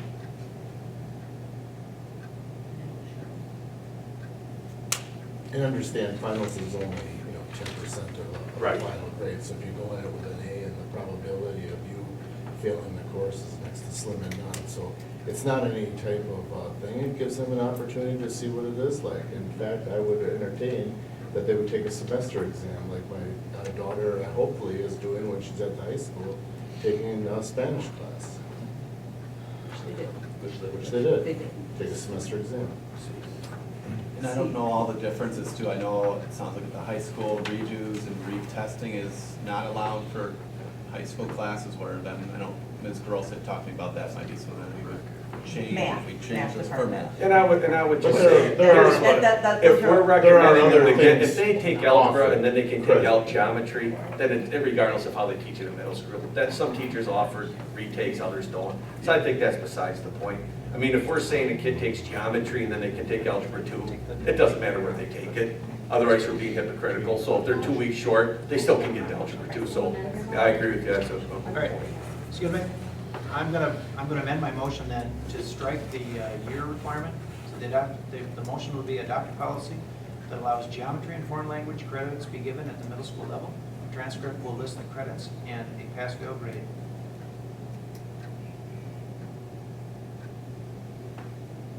And 2 years of additional math in high school will be the requirement. It's a given. It's a given because you need 3 anyways. And so that's, Well, but, because You took algebra is all. right, so you'd only have geometry. The only question then is, since you don't have a date, does that then impact the kids that are senior? I just want to make sure this is clean if we're going to impact it. Is that just for this year, or is that for the kids that are currently in high school and haven't graduated?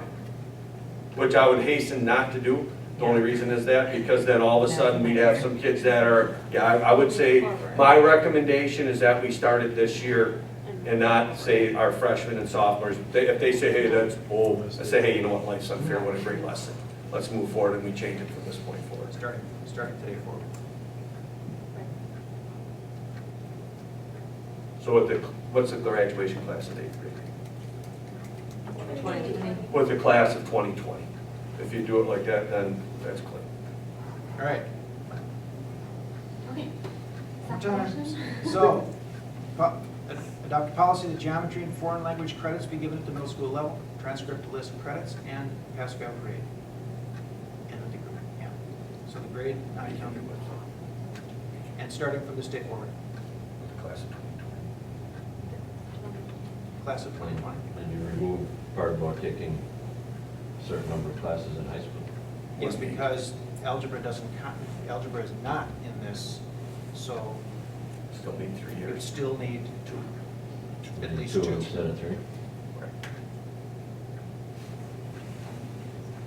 Okay, I second it. With the amendment. Any additional questions or comments from the board? Well, I guess I can't support it because going back to what I said originally, I don't see much of an argument either way, but what does stand out is worrying about that gap. If those who choose, which I don't think they'll do, but if they choose to stop after their sophomore year, they're doing themselves a disservice, and we're giving them that opportunity to give themselves that disservice. Again, I think, and I want to add too, and not just because I know some of these people and know your kids, but they're all going to turn out to be excellent students in high school, in college. They're going to do great things in their career, in their life, and this isn't going to matter. That's my personal opinion, which I'm going to put out there. please. School district, that the board adopt a policy that allows geometry and foreign language credits be given at the middle school level, and that the transcript lists only credits in a pass-fail grade, and that it start with class of 2020. That's the motion. For And it's been seconded. Comments or questions from the board? As the clerk writes it, I'm going to ask for a roll call vote.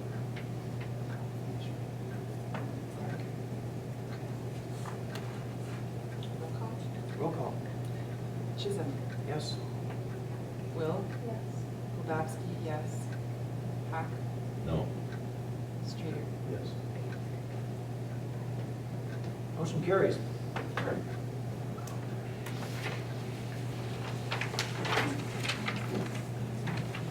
Thank you for your patience. Thank you. Thank you. We could talk about some more frog stuff coming up if you want to stick around.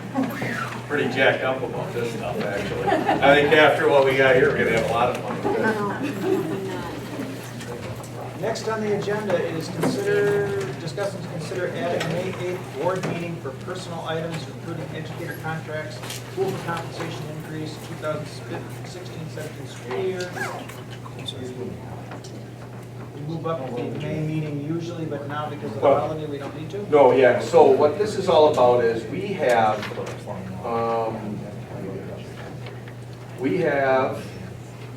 currently right now, we've always moved it up to the second week because state statutes have changed, where because with Act 10, one of the things was is that we used to have to issue contracts in February or by March 1st.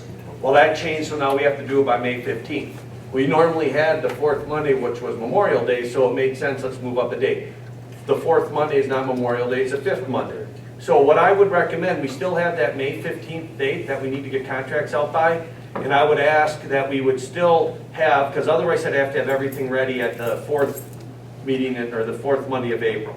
So what I'm asking is that we add that 9th, and on the 9th, that would just be contract issuance personnel. If I put personal, I meant personnel, so sorry about that typo. But it would just be for, the personnel, I said it right. All right. All right, you should take that. But it would be for that. So it'd be 7 o'clock, we'd look at educator contracts, we'd look at compensation raises, probably look at the budget. I think, Maria, that'd be a good time where we'd have a little bit closer, because whatever contracts we'd issue would have the raises in them. So I think that would be a good time if we could do that. That would make then that end of May pretty light. But I still, as long as we can keep those normal meetings on the fourth Monday, I'd love to do that unless we have some things with vacations or whatever. But what I would ask is, because of this, we add that second Monday. That way we could get all of our personnel stuff done before May 15th, but we don't have to have it done as soon as the fourth Monday in April. That would just be another extra night for you guys. Mike, I know that might be an issue for you. Sweet. First and third, so that's good. Okay, so this would be second and fourth. 7. We'd keep it at 7. Is it May 9th actually is Monday? I believe so. Yes. May 9th. What did I put 8? Yeah, you have the 8th on. But I got personnel right. So I meant 9th. I got 9th on the bottom. Oh, on the agenda it's the 9th, so that's good. Pleasure of the board? Any discussion? I need a motion, I need a motion. Make a motion. I'll make a motion. I think you're right through. Oh, and 7 o'clock. 7 o'clock. Okay. on the 9th. Yes. Moved and seconded to add a special short meeting on the 9th. If there's any other discussion, roll call vote. Streeter. Yes. Will. Yes. Chisholm. Yes. Goldowski, yes. Hawk. Yes. Number 3, discuss and consider contracting with International Thought Leader Network for initial Orange Frog engagement training. All right. About 2.5 years in the making here. And I don't know how much you guys want, because I've been talking about this for a while. I've been very blessed that the board allowed me to go out to Oceanside, California to have the initial training. Also that when I went to the National Superintendent's Convention, Sean Aker and Greg Kaiser and International Thought Leaders were there. You've seen the wall outside my office. We shared Happiness Advantage. There is nothing more, and this is Aaron Sadow's opinion, okay? But I think if there, I'm not right about a lot of things, but to me, and I think there's a word that sticks out in my mind with you, Mike, when I asked you about what would you do to describe the mail carrier atmosphere. What was that word? But what was the one that we always hear that you think of? Disgruntled. Disgruntled. When I look at my colleagues across the state in education, when I look at my colleagues across the state in private business, when I look at anything, what we do in this country, and especially in this area, is we are a depressed group that is not finding joy in living in many senses. We're overtaxed with stress. We feel sometimes that how we think doesn't matter, so we just put our heads in the sand and don't worry about tackling difficult things. Many of us think that how we think does matter, but we just kind of, you know, whatever, I don't care because it stresses me out. Many of us think that what we do matters, but what we think doesn't matter, so I just work. Because whatever I do, it'd be like tonight. You know, I have strong opinions about this tonight, the administration did too. Guess what? We came to the board, what you think and what you do does matter. And we're going to see how everything's going to turn out, and it's going to work out. That's how we work and flow here. But I think that sometimes we need to have our minds retrained. And one thing that I've seen with the Orange Frog, it's based off of positive psychology, Sean Aker. And Sean Aker went to Harvard. I've shared a ton of stuff with you guys. I know that you guys have had to endure Orange Frog and me happiness advantage for a while. The thing I love about it is it takes studies and facts and backs up the way that I've really believed my whole life, is that if you, and I heard this quote one time about from an Alcohol Anonymous member, you could have 20/20 vision, but if your brain's out of focus, you'll trip over mouse turns. And I see that every day. I see people feeling, number one, that how they think doesn't matter. I see that people, what they do doesn't matter. And if those two things happen, we don't have engagement. The number one thing that we have lost for wages, for anything, is that we have people, number one, not at work or not engaged in work. And if we could teach people to break this mindset, and it is, because bad habits or good habits are just as hard to break as bad habits, we could do it. So what happened is that Sean Aker wrote The Happiness Advantage, and he did this in the early 2000s. And then what happened was, is he hooked up with a guy named Greg Kaiser, and what they did is they thought, you know what, Happiness Advantage is a trade book, and what happens is most people don't read trade books. They read about a third of them. You know, leadership books, those trade books, you know, any of those books, except for Melanie. She reads them all. Stephen Covey's 7 Habits of Yeah, all that stuff. So what we got here is they got together and they said, you know what, we have to develop, we're going to develop some sort of professional develop that goes in and talks. And what they did is Sean Aker, Greg Kaiser, and International Thought Leader Network, they wrote this parable, and you guys have had it. It's called The Orange Frog. And what The Orange Frog is it takes that whole 200 some odd page books and it boils it down to this fictional parable about this guy going and talking to frogs. If you haven't read the book, it's a pretty easy read and it's pretty transparent. Anybody who's got any academic sense to them whatsoever can start to pick up on what those things are. So what they did is they developed this book, and then along with that book, what they said is, you know what? We need to go in and figure out how we can help train people, because this positive psychology is where it's all about, and what we can do is have them help to, in business, increase their bottom line. In, for instance, Nationwide is a huge, they're probably the biggest ones that the Orange Frog has worked with. Nationwide Insurance utilizes this. And they utilize this in order to help get their employees more engaged, so that they feel that how they think and what they do matters. And by doing that, they find out that they have more retainment, they have people that are functioning at a higher level, the bottom line increases, and studies upon studies say that. So what they did is they developed this program, okay? And it has 3 core philosophies. Happiness is a choice. Number one, it is, because you need to, even people in depression, if you have clinical depression, happiness is almost impossible. But for most of us who don't have that, it is a choice, and a lot of times we choose not to be happy. Or it's too hard to be happy, or it's too Pollyannish to be happy, or sometimes we start to be happy and somebody brings us down and says, no, get back here because we're not going to deal with you. Matter of fact, this is the reason why I'm no longer working in Fond du Lac. I firmly believe it. I believe that one of the main reasons why I never had an opportunity is because I was viewed as Pollyannish. because the way that I did things, I was happy, and I didn't have the science behind it. I didn't have the ability to really articulate that, yes, what I do and how I think matters, but I didn't let that come out. And I understand that totally now. This has helped me realize that, because happiness is a choice, and some people choose not to have it.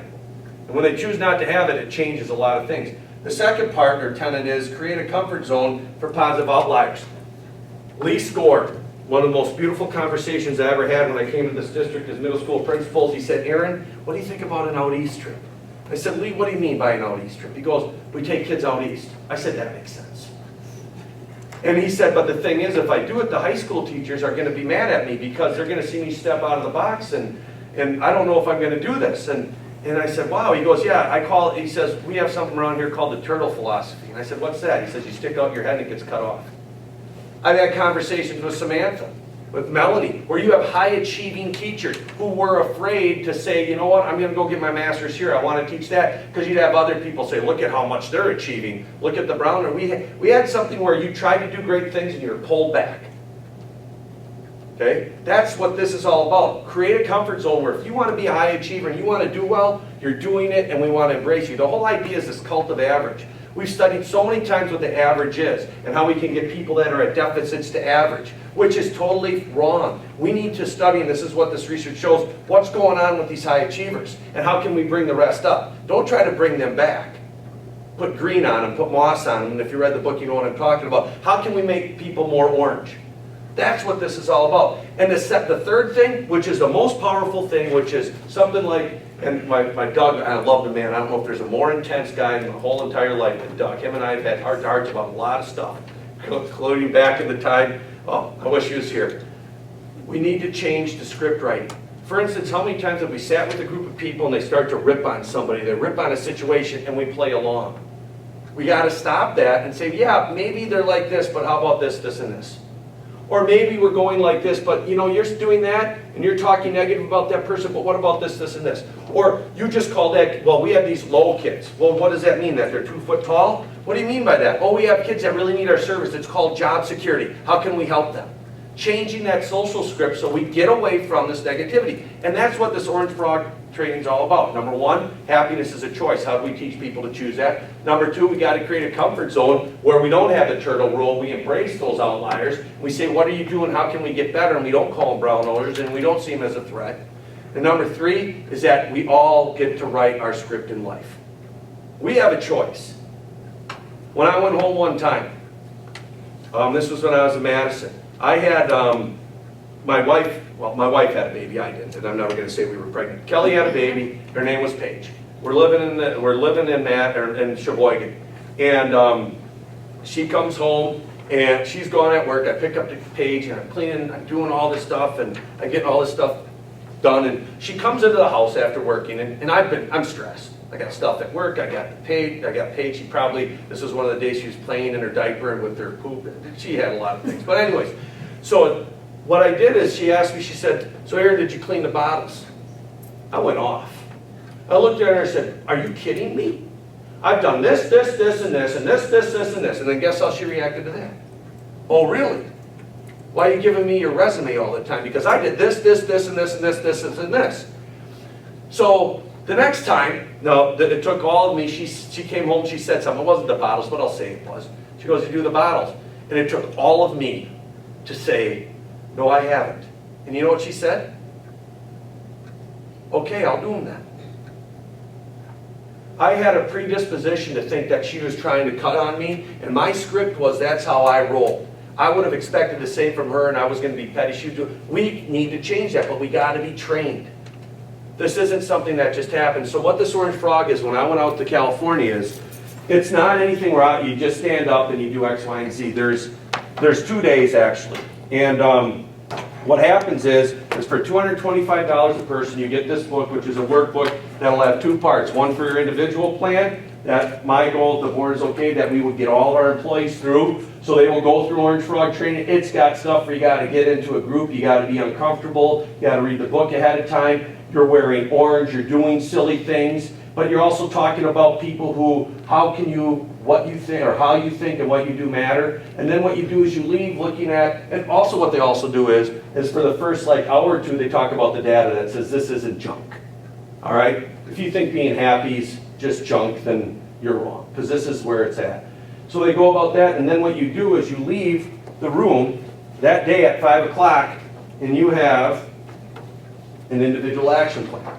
So what you do is you work through it so you're done, and it is for 21 days, what are you going to do that's going to change your focus? That's going to change your mindset. What's it going to be? Is it going to be a gratitude log? Is it going to be the double upper where you relive one great thing? You know, like who in here has dinner and you ask your kids what's your favorite part of the day? You get to relive that moment again, which infuses happiness. Or for instance, what I did is I woke up in the morning, my phone went off, I wrote down 3 things I was grateful for. And it can't be I'm grateful for my mom. I'm grateful for my mom that she's there for me, that she pays me $25 a month for DirecTV, that, you know, different things like that. You know, but like tangible things. I'm thankful for my kids because they bring pride because of how hard they work and how many manners they have. So after 21 days, I had 63 things. Now you think that's hard? It is, because we're not used to getting up and being grateful.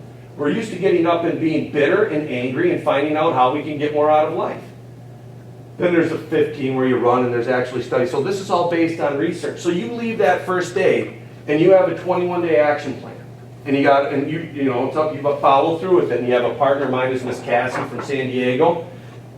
Beautiful lady. She's a realtor there. And so she was doing the double up, or she was doing the conscious acts of kindness, where she would email every morning like a paragraph of a good thing to somebody. So we would check in, and she's probably 70, and she doesn't understand texting. So she'd start texting me, and it'd be like 7 texts, because she thought she could text kind of like an email. Have you ever done that? Where you text, it gets sent, and she didn't get so. But beautiful lady, so we corresponded, and she backed me up so that we had to follow through. So when we were done with that, I was a fundamentally different person. Not that I wasn't good before, but I'm starting to retrain my mind to focus on positive things. It's called the Tetris effect, and that's in the book too, where all we do is we get locked into looking for the negatives, looking for the problems, looking for the deficits, looking for the why can't, instead of looking for all the possibilities or looking for maybe this. So the first day is training that. Now here's where the kicker comes in. If you have somebody come in and train, it's 15 grand that they'll come and train, okay? But what this trainer of trainer is that I went out to Oceanside, California, went through 2 days, and then the 3rd day of trainer of the trainer. And then what happens is that they have this whole, and there's slides, there's a lesson plan. So I have to learn all the different things, like the dog is home, that's an activity. Happiness is a business issue. The role of workshop shop as a part of process. The happiness advantage principle. Pre-work. Introduction to participant handbook. So I have to learn all these lessons plans and present it in a way that then International Thought Leader Network will say, you know what, we will say Aaron St. Austin Orange Frog Evangelist or whatever the heck they would call me. We'll step away, we'll sell you the stuff, and then we expect you to follow it. If you add some things, you got to tell us, but it's a proprietary thing, and the way they make their money then is $225 per book. And you get a book, you get an Orange Frog, and well, you got to earn those, but you'll get one at the end. You still have to earn them with points and different things like that. So this is work. So then what the whole idea is then is that at the end of April, if the board approves this, it's about $25,000. We buy 100 books. Those 100 books come, and then there's some ancillary fees for posters and then for some consumables. And then we have to pay, his name is Reggie. Him and Greg are the 2 people who certify. He'd fly in on that Tuesday night. He'd come in. He and I work on Wednesday, kind of gets me, and they have no clue. I've seen some of their presenters. They're not educators.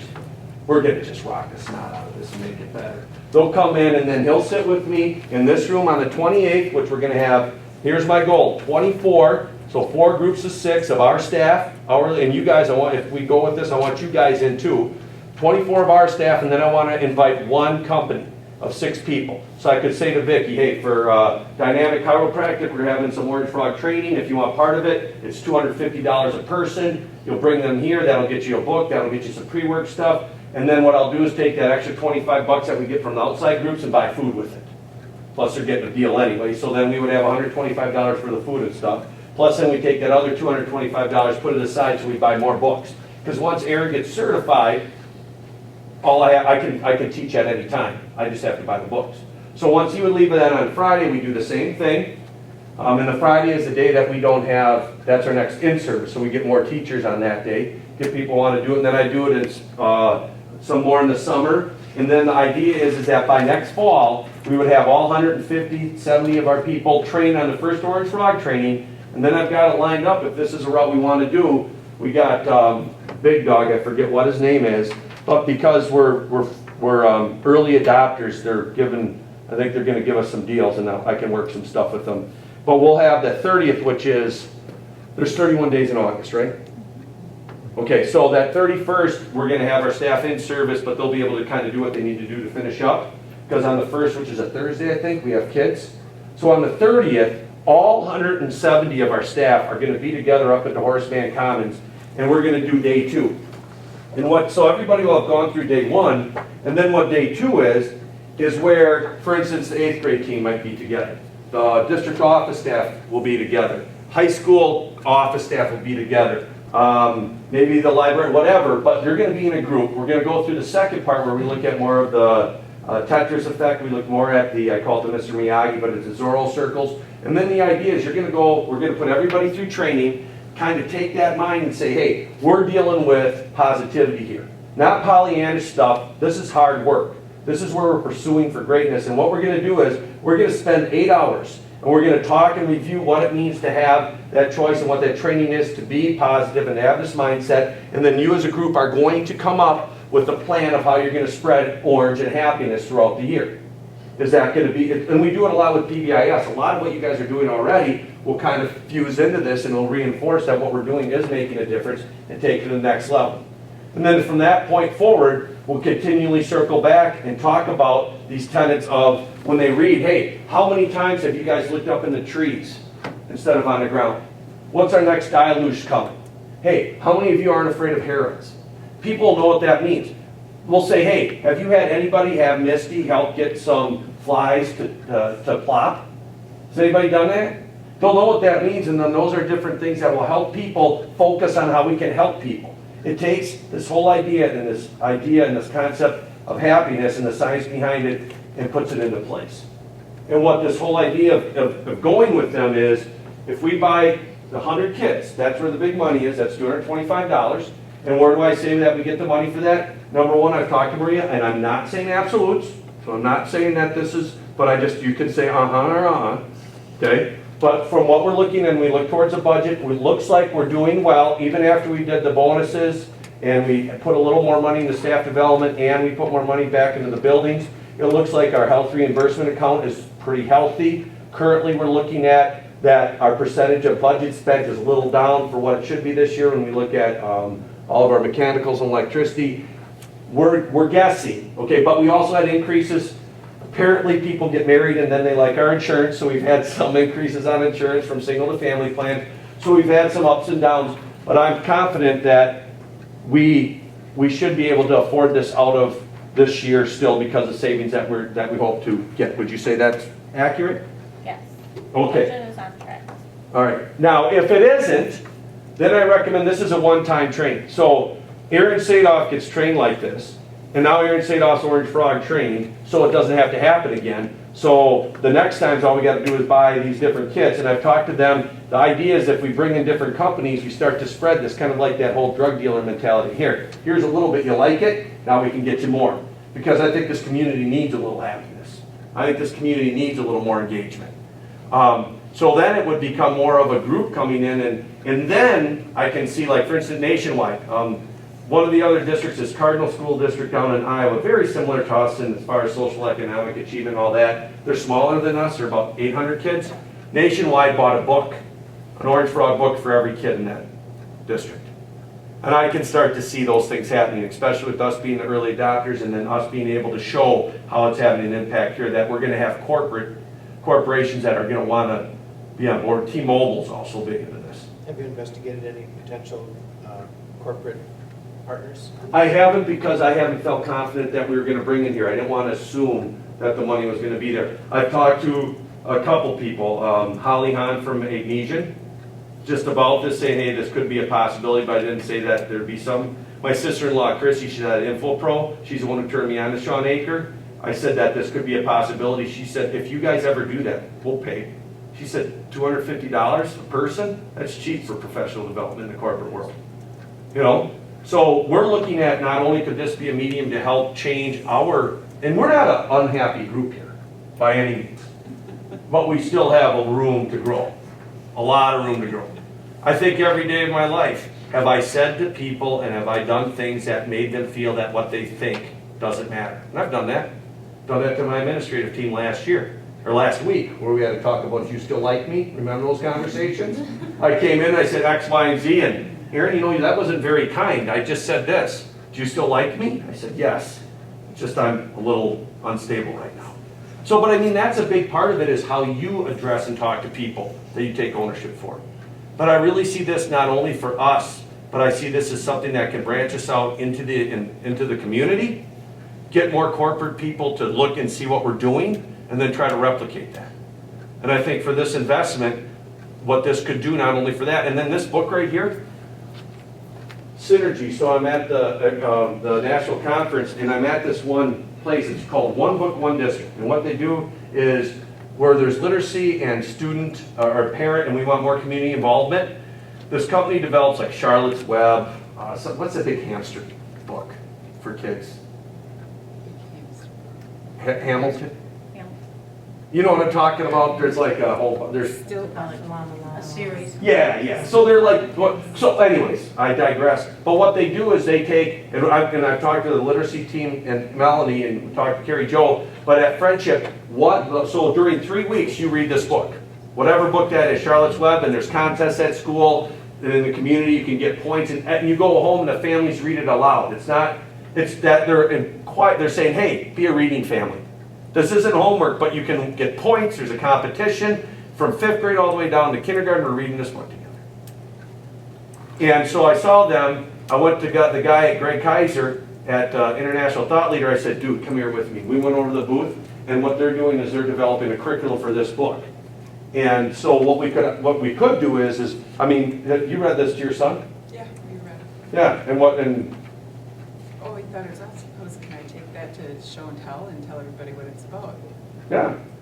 And it's easy to understand, and it starts to teach people. But we could actually have some sort of literacy goals that go along with it too. Now that's down the road, but the initial thing is what I'm asking tonight is for right around $25,000 to pay for the first 100 books, and also and for the ancillaries for teaching the first classes, and then to pay for the food, lodging, probably food, I'm guessing I'd have to feed the guy, and transportation for the person to come and certify me.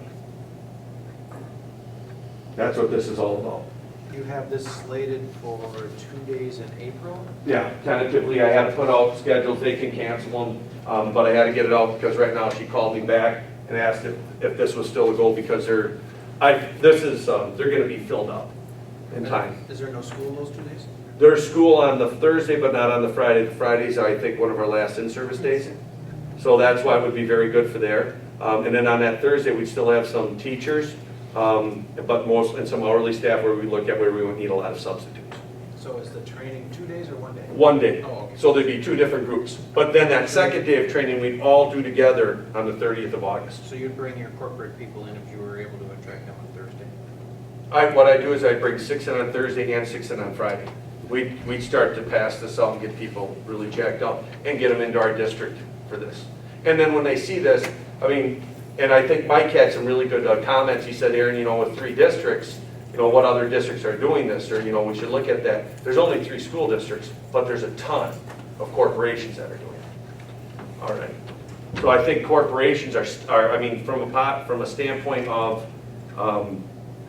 what can bring your most bang for your buck, employee engagement is huge. And would you say, well, less employee engagement, if you could increase that, that would make everything better? Even more so if you could pay in more money? Pete, how about you at Merck? Yeah.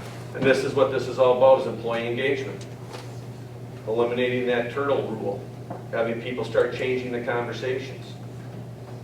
So Aaron, the next 70 books then that you would need to do the entire staff, that would come out of the 16-17 Correct. budget? Correct. And if at that time, we'll see what kind of values and deals, and if Aaron can, you know, I mean, if the one thing is they don't have many people. One of the things I'm willing to do too is they need me to help in some senses, that I take a vacation day and I help them and they give me a little kickback for books. and stuff, there's been some conversations where we can maybe save even more, possibly. If we get to all 175 by the end of August, Mhm. this rough figure, you're talking 41,000, Mhm. not 24. Correct.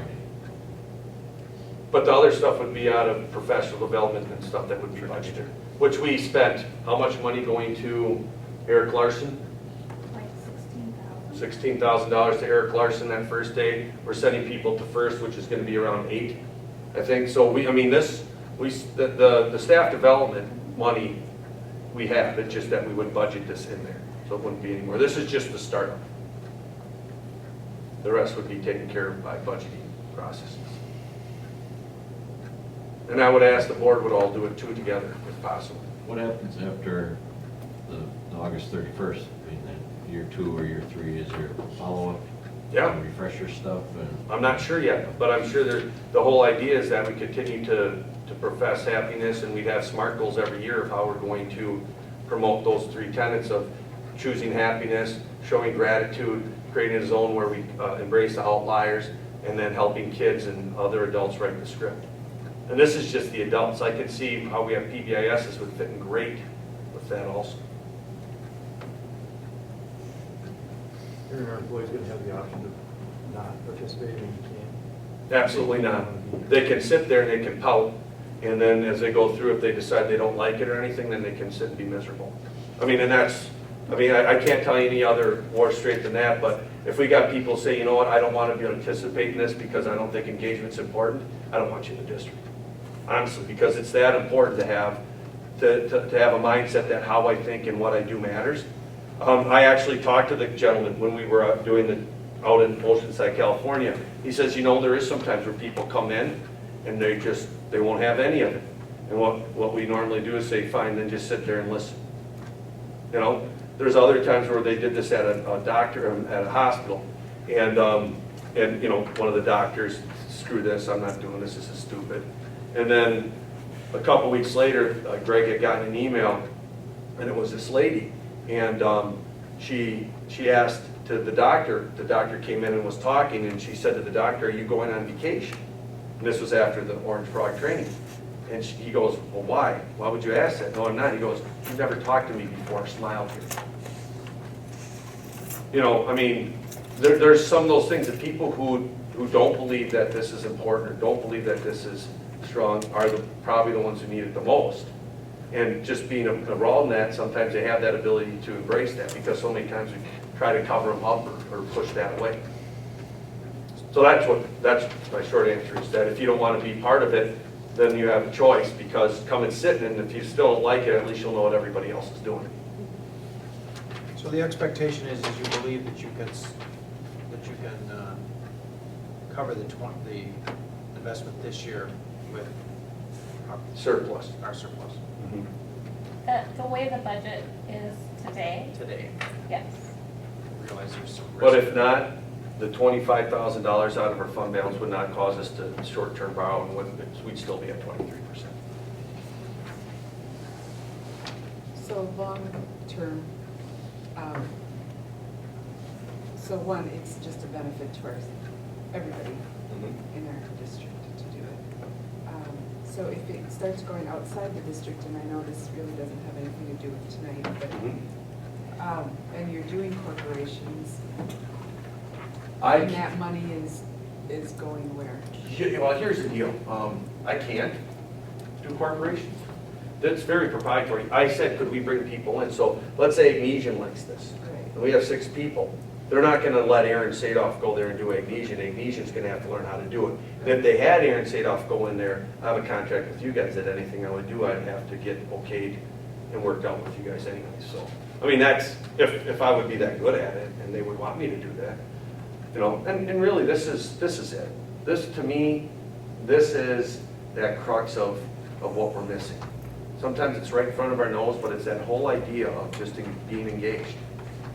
And I truly believe that this, and if you see my proposal, I have an engagement survey that I got from them that I'm going to disseminate to the whole staff. I just got it yesterday, so I'll share it with them in team and people. They'll take it, we'll take it, do all this stuff, then we'll take it again. We'll look at enrollment. Is enrollment increasing? Is it decreasing? It should increase if we're doing this. We'll look at student achievement. Student achievement should increase if we're doing this. You know, if we're really focused on how we can help people, how we can be grateful, and how we can look at the world different, our kids should achieve better, period. And those are metrics that we'll use, and you see in my plan, you can see the metrics that I would use in order to see how this is impacting. Okay? Well, I have a few questions. How do you see it working in a school district or in a school environment different than in the business environment? Because there are some issues with the business environment, I think. I think there's more issues with the school environment. I think we have a group of people called educators that have been beat down. And in this district, I don't think it has anything to do with the board or administration. I think people feel good here about that. But I think in general, teachers in the state of Wisconsin don't feel valued. It's been like that for a while. And if you look at different school districts, even here, people aren't happy and engaged all the time. Am I right? Am I right? Yeah. I mean, I'm happy and you're happy. Yeah. I'll give you an example. We were out the other night, my wife and I, and we struck up a conversation with the gentleman, and she wanted to tell him what we did, and I rescinded and didn't allow He's her like, to do it. don't tell them we're teachers. Because you get. They were really nice to us, he's like, don't tell them we're You teachers. get two reactions. One, you get pity, or the other one, they just stop talking. Yeah. You know, where do you teach? I teach in a public school, and then, you know, or I'm out, and people even in the district, and I'm, you know, patronizing places, you know, here, and somebody gives me the old, oh, I pay your salary. Or here's the one I As we're having like. a conversation, and then I say to her, but your husband works at Merck, and I'm constantly paying his salary at the 0.5% that I pay extra on the taxes. If she wants to play that one, you know, and it's been that way. And it's terrible to say, but that is the norm.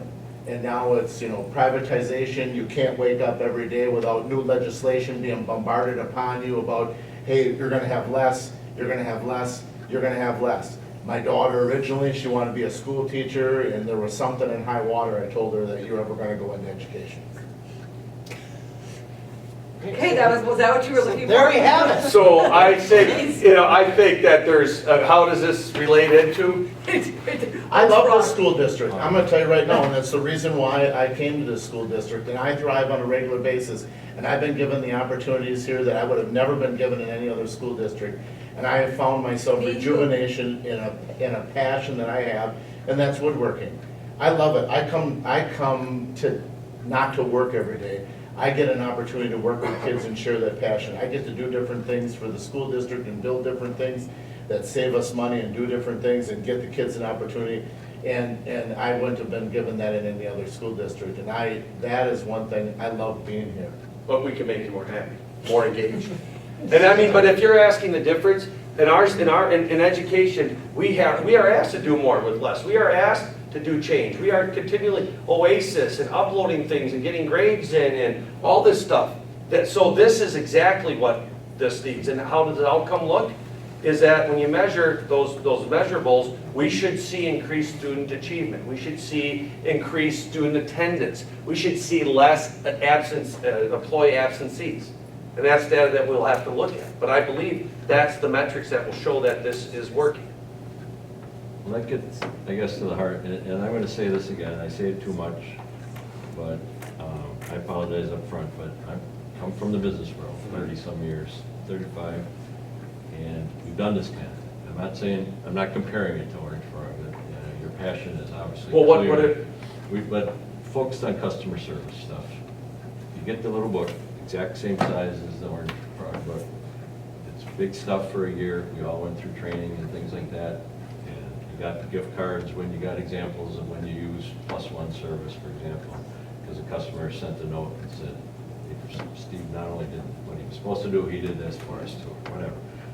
And then the book moved to the back bookshelf behind the desk because, like the lady from T-Mobile says, we have to do our real jobs, and all the work that we have to do kind of gets in the way. And then a couple of years down the road, people at lunch table are saying, remember that thing we used to do, that +1. So my point of all this is sustainability. How, can we make it work in a school district where it can become something every day and stay here? That's up to the employees. That's up to the individual, Stephen. I can't tell you yes, but I'll tell you what, I'll die trying. And I don't know the last time that we focused on something. So many times we focus on, let's do more rigor. Let's look at relationships, rigor, and relevance. Let's look at Common Core. Let's look at testing. Let's look at career pathways. At no point in time have I ever sat down with our staff and said, let's look at you. Let's look at what makes you work. Let's look at how you view the world. Let's look at what's going on in your life. And let's have the district or your employer see that that's that important, that what we're going to do here is not only going to have an impact on how our outcomes are, which are our kids. And if you have a happier person, a more engaged person around kids, I want my kid in that class. I don't want my kid in a class, and we have people who are unhappy being in the classroom. That can change because happiness is a choice. So is this book going to get put on the side, or as Mike said, what if people don't want to do it? I can't change anybody. The only person who can change you is you. But what I can do is I can give opportunities. And what we can do is we can try to create a culture and create new behavior patterns. What we can do is we can change the way that we look and embrace outliers. What we can do is we can start to change the conversations. And what we can do too is we can take and learn these things, and then hopefully people are so passionate about it, they don't stop here. They go up to Oshkosh where Samantha lives. They go to Fond du Lac where Adam lives. They go with Dave, wherever you go to Vegas a lot, wherever Dave goes. You know, but these permeate. When I go to Dynamic or I go to Agnesian, have you ever heard of the 10-5 rule? I do this right now. Have you heard of the Ritz-Carlton? Okay, the Ritz-Carlton probably the best, one of the highest whatever, and they have great customer service. At 10 feet, and this was beyond happiness, they did more research. At 10 feet, and you do this in the airport, it'll shock you. Do this anywhere, do this tomorrow. And if this doesn't change your perception of this and engagement, then I guess maybe I'm wrong. But what I want you to do is within 10 feet look at somebody, and when you get to 5, say hi. That's it. Because most people are down or you don't even look. How many times have you walked past a homeless person sitting on the ground, or you're somewhere and you don't say anything to anybody, or you're just like this because you don't want to look at them and say hi. 10 feet, look at them. Within 5 feet, say hi. That's it. Changes the whole dynamic. Something that small, you know? So, can I tell you? Absolutely not. But what I can tell you is that I believe it's worth trying. Well, that's the part that I want to hear about it. You know, the concept is fine. I have no qualm with that. But I think in the corporations that I've been involved in upper management, it gets away from them, and then so that as it filters down, it gets away from everybody. But if it's a continual focus where we're looking at it from year to year to year and talking about it, whatever, then maybe it'll work, I guess. I'm not arguing that point. My big plan, okay, is I want to create a sustainable culture. That's what I want to create. I want to create an Aaron-proof culture. I want to create a Melanie-proof culture, a Debbie-proof culture, a Brandon-proof culture, a Dave, anybody-proof. I want a culture that demands engagement, that demands people treating each other as they're valuable. I want a culture that when Aaron Sadow's not superintendent, that the person who comes in here is demanded to be a positive leader that has high expectations for themselves and continues this going. So if I'm looking at trying to create a sustainable culture, which not all of us are going to be here forever, this is something I think that can get our head wrapped around similar ideas that are research-based. That's the hardest thing for people to understand, that this happy stuff is actually research-based. Science and psychology from the 90s and before were all based on deficits and how we can get those deficits fixed and get to normal. And we just thought if you're good, just keep being good. But positive psychology has its upside. So my goal on this, just about like with everybody we hire and how we do things, is to create a sustainable culture where people demand the best out of each other. Not only in their work practice, but how they treat each other and even how they treat themselves. And I think this is a vehicle that can get there. Are there other vehicles that probably could? Maybe. But I think this is one of those vehicles. Other questions? Well, and the money thing, we have to, based on the way the finance system is in Wisconsin, we have to spend our money anyway. So the question is, do we have the money? That changes. Is it better? Well, here's what we could do. We have that, what is it, 46 and 73?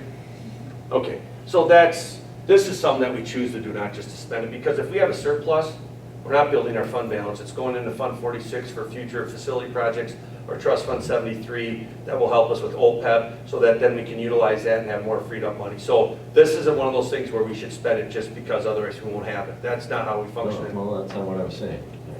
I'm saying where all the money we have has to be spent. So the question doesn't become, should we spend it on this? Or, I mean, it does become, should we spend it on this, or is it better spent in some other way? It's Correct. going to be spent either way. That's right, I cut you off. So that's fine. So, you know, and I obviously know the answer from you for that. You feel it's not only well spent, but critical to the organization. And hey, if it is, I mean, I put my recommendation. And what I did is I provided the information with you, and I thank you for the opportunity to go explore it. If you don't find a value in it, and you don't think that's an investment, you know, that's going to be a decision you'll make. But I do strongly believe in this, and regardless of what's going to happen, I'm still going to try to continue to profess this. It just won't be with that group, and it won't be at the level that I think would be beneficial, but still going to keep going. A very positive thing for us to invest into our district. As I think actually Mike even said, you know, privatization is out there, and if we can do one more thing to make this district sellable, if you will, I don't know what else you can say, positive. And you know how we sell it? Right. Get better people. Yes. And you know who the best people are? Engaged people. Yes. So anyways, so having said that, You may. make a motion to consider contracting with, is that it? International Thought Network for initial Orange Frog engagement training.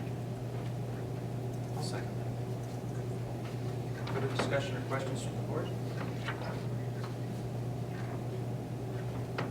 Roll call vote, please. Kowalski, yes. Chisholm? Yes. Hawk? Yes. Streeter? It's just, the cost is just, got me, so, no for me. Will? Yes. Thank you guys very much. Motion carries. And if you guys could, I would love for you all to be in the same group on one of those days, if possible. We can talk about that in March. Next on the agenda, item number 4, discuss and consider educator resignations. Mr. Zach Crook. Bessie Allen, Physical Education and Health, and Mr. Reed Hansen, Northman High School Special Education Educator. Great people. Both going on to do other things, as we heard earlier. So, entertain a motion. I'll make the motion. Steve? Go ahead. Steve motion. I'll second. Somebody? They already. Steve went first, I give a second. So, it's been moved and seconded that we accept those resignations. I would like to add with regrets. Any other questions or discussion? Roll call vote, please. Hawk? Yes. Streeter? Yes. Will? Yes. Chisholm? Yes. Kowalski, yes. Number 5, discuss and consider establishing an activity account for the East Coast trip. I'm assuming this is Mr. Scores. Money in and out, if we're handling it, Dave McCool, we need to have it. All right. Pleasure of the board. A motion to move forward with it. Motion to establish an activity account for the East Coast trip. Mhm. Can I hear a second? Second. Additional questions or discussion? Roll call vote, please. Will? Yes. Hawk? Yes. Streeter? Yes. Chisholm? Yes. Kowalski, yes. Number 6, discuss and consider cooperative renewals and new for the following sports. I'll take these all at once. Yeah, I can explain them as we go. Sure. All right, so girls tennis, St. Mary Springs. We actually have a varsity player out there, this Weatherby. So that would be renewed for the fall. And the next year, that's the boys and girls cross country, which we needed to do February 1st. I said we put it on here. That would be for the boys and girls with Oakfield. Hockey, that's with the whole conglomerate there. And that's for 16, 17, 17, 18. And that's Mr. Lassay, who's going to dominate out there too with the Springs, or with the Orioles, who also have letters on it. And then girls soccer, this is due by June, but I thought we'd get it in here since we're on a roll right now. And this is adding Laconia to our girls team, which won their first indoor game against Campbellsport 2-1 on Sunday anyways. all these provide more opportunities. Mike works with ADs and other groups very well, so. Yeah.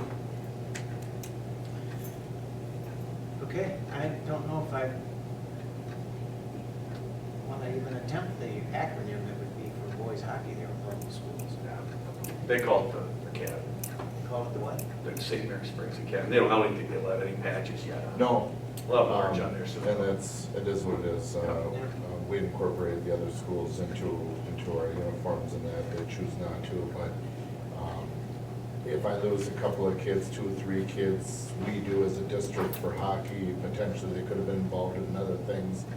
As we see with college readiness and that, I would try to keep in our community. And so, which quid pro quo, we did get wrestling, and we've got kids from the Springs for us for wrestling, so it was a nice trade. All right. Want to entertain a motion? I'll make a motion to approve the cooperator rules and union for the following sports listed. Okay. I'll second. Moved and seconded to approve all of those cooperatives. Further questions or discussion? Roll call vote, please. Streeter? Yes. Bobrowski, yes. Hawk? Yes. Will? Yes. Chisholm? Yes. Real quick before adjournment, quick announcement. This Sunday, if you're available, what time, Sam? 5 o'clock. 5 o'clock, we're hosting the first ever Dale Fridley, not memorial because he's still with us, but Conference Academic Awards. It was Dale Fridley, his son down in the Milwaukee area, or East Troy, had this. So Samantha's been working with Mrs. Fridley, and I think it's what, the top 10 academically from all of our schools will be here and be recognized. So it should be a really cool night. We're hosting the first one. Yeah, we have about 250 to 270 people coming. Jerry's going to be doing, or playing, excuse me, jazz band in the Commons, working with Jill, and then Helen Fridley's the lead, so I call her, but to have out some appetizers and things to kind of showcase our school. And then all the kids from 6 to 7 will come into the auditorium, and superintendents and principals or designees will present awards to each of these students for academic acknowledgement. So it doesn't really have anything to do with sports, it's your top 10. This is why you didn't want the pit covered out. Correct. This is why And probably. I would like the movie to be short. There's only going to be 1 or 2 people there anyways. We can do a private show. We're taking on the shorts on this one, just so we keep it open. Yeah, I know. All right. That brings us to the conclusion of the published agenda. Next item is item L, closed session. Consider move to closed session to consider contract for Friendship Center Administrator pursuant to state statute 19.85, parenthesis 1, sub-parenthesis C, and to also discuss superintendent mid-year review under state statute 1985, sub-parenthesis 1, sub-parenthesis C. Do I hear a motion from the members to move in closed session under those requirements?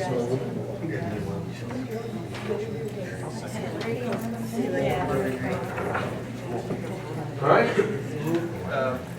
Roll call vote for closed session. I just recommend that we get the last report.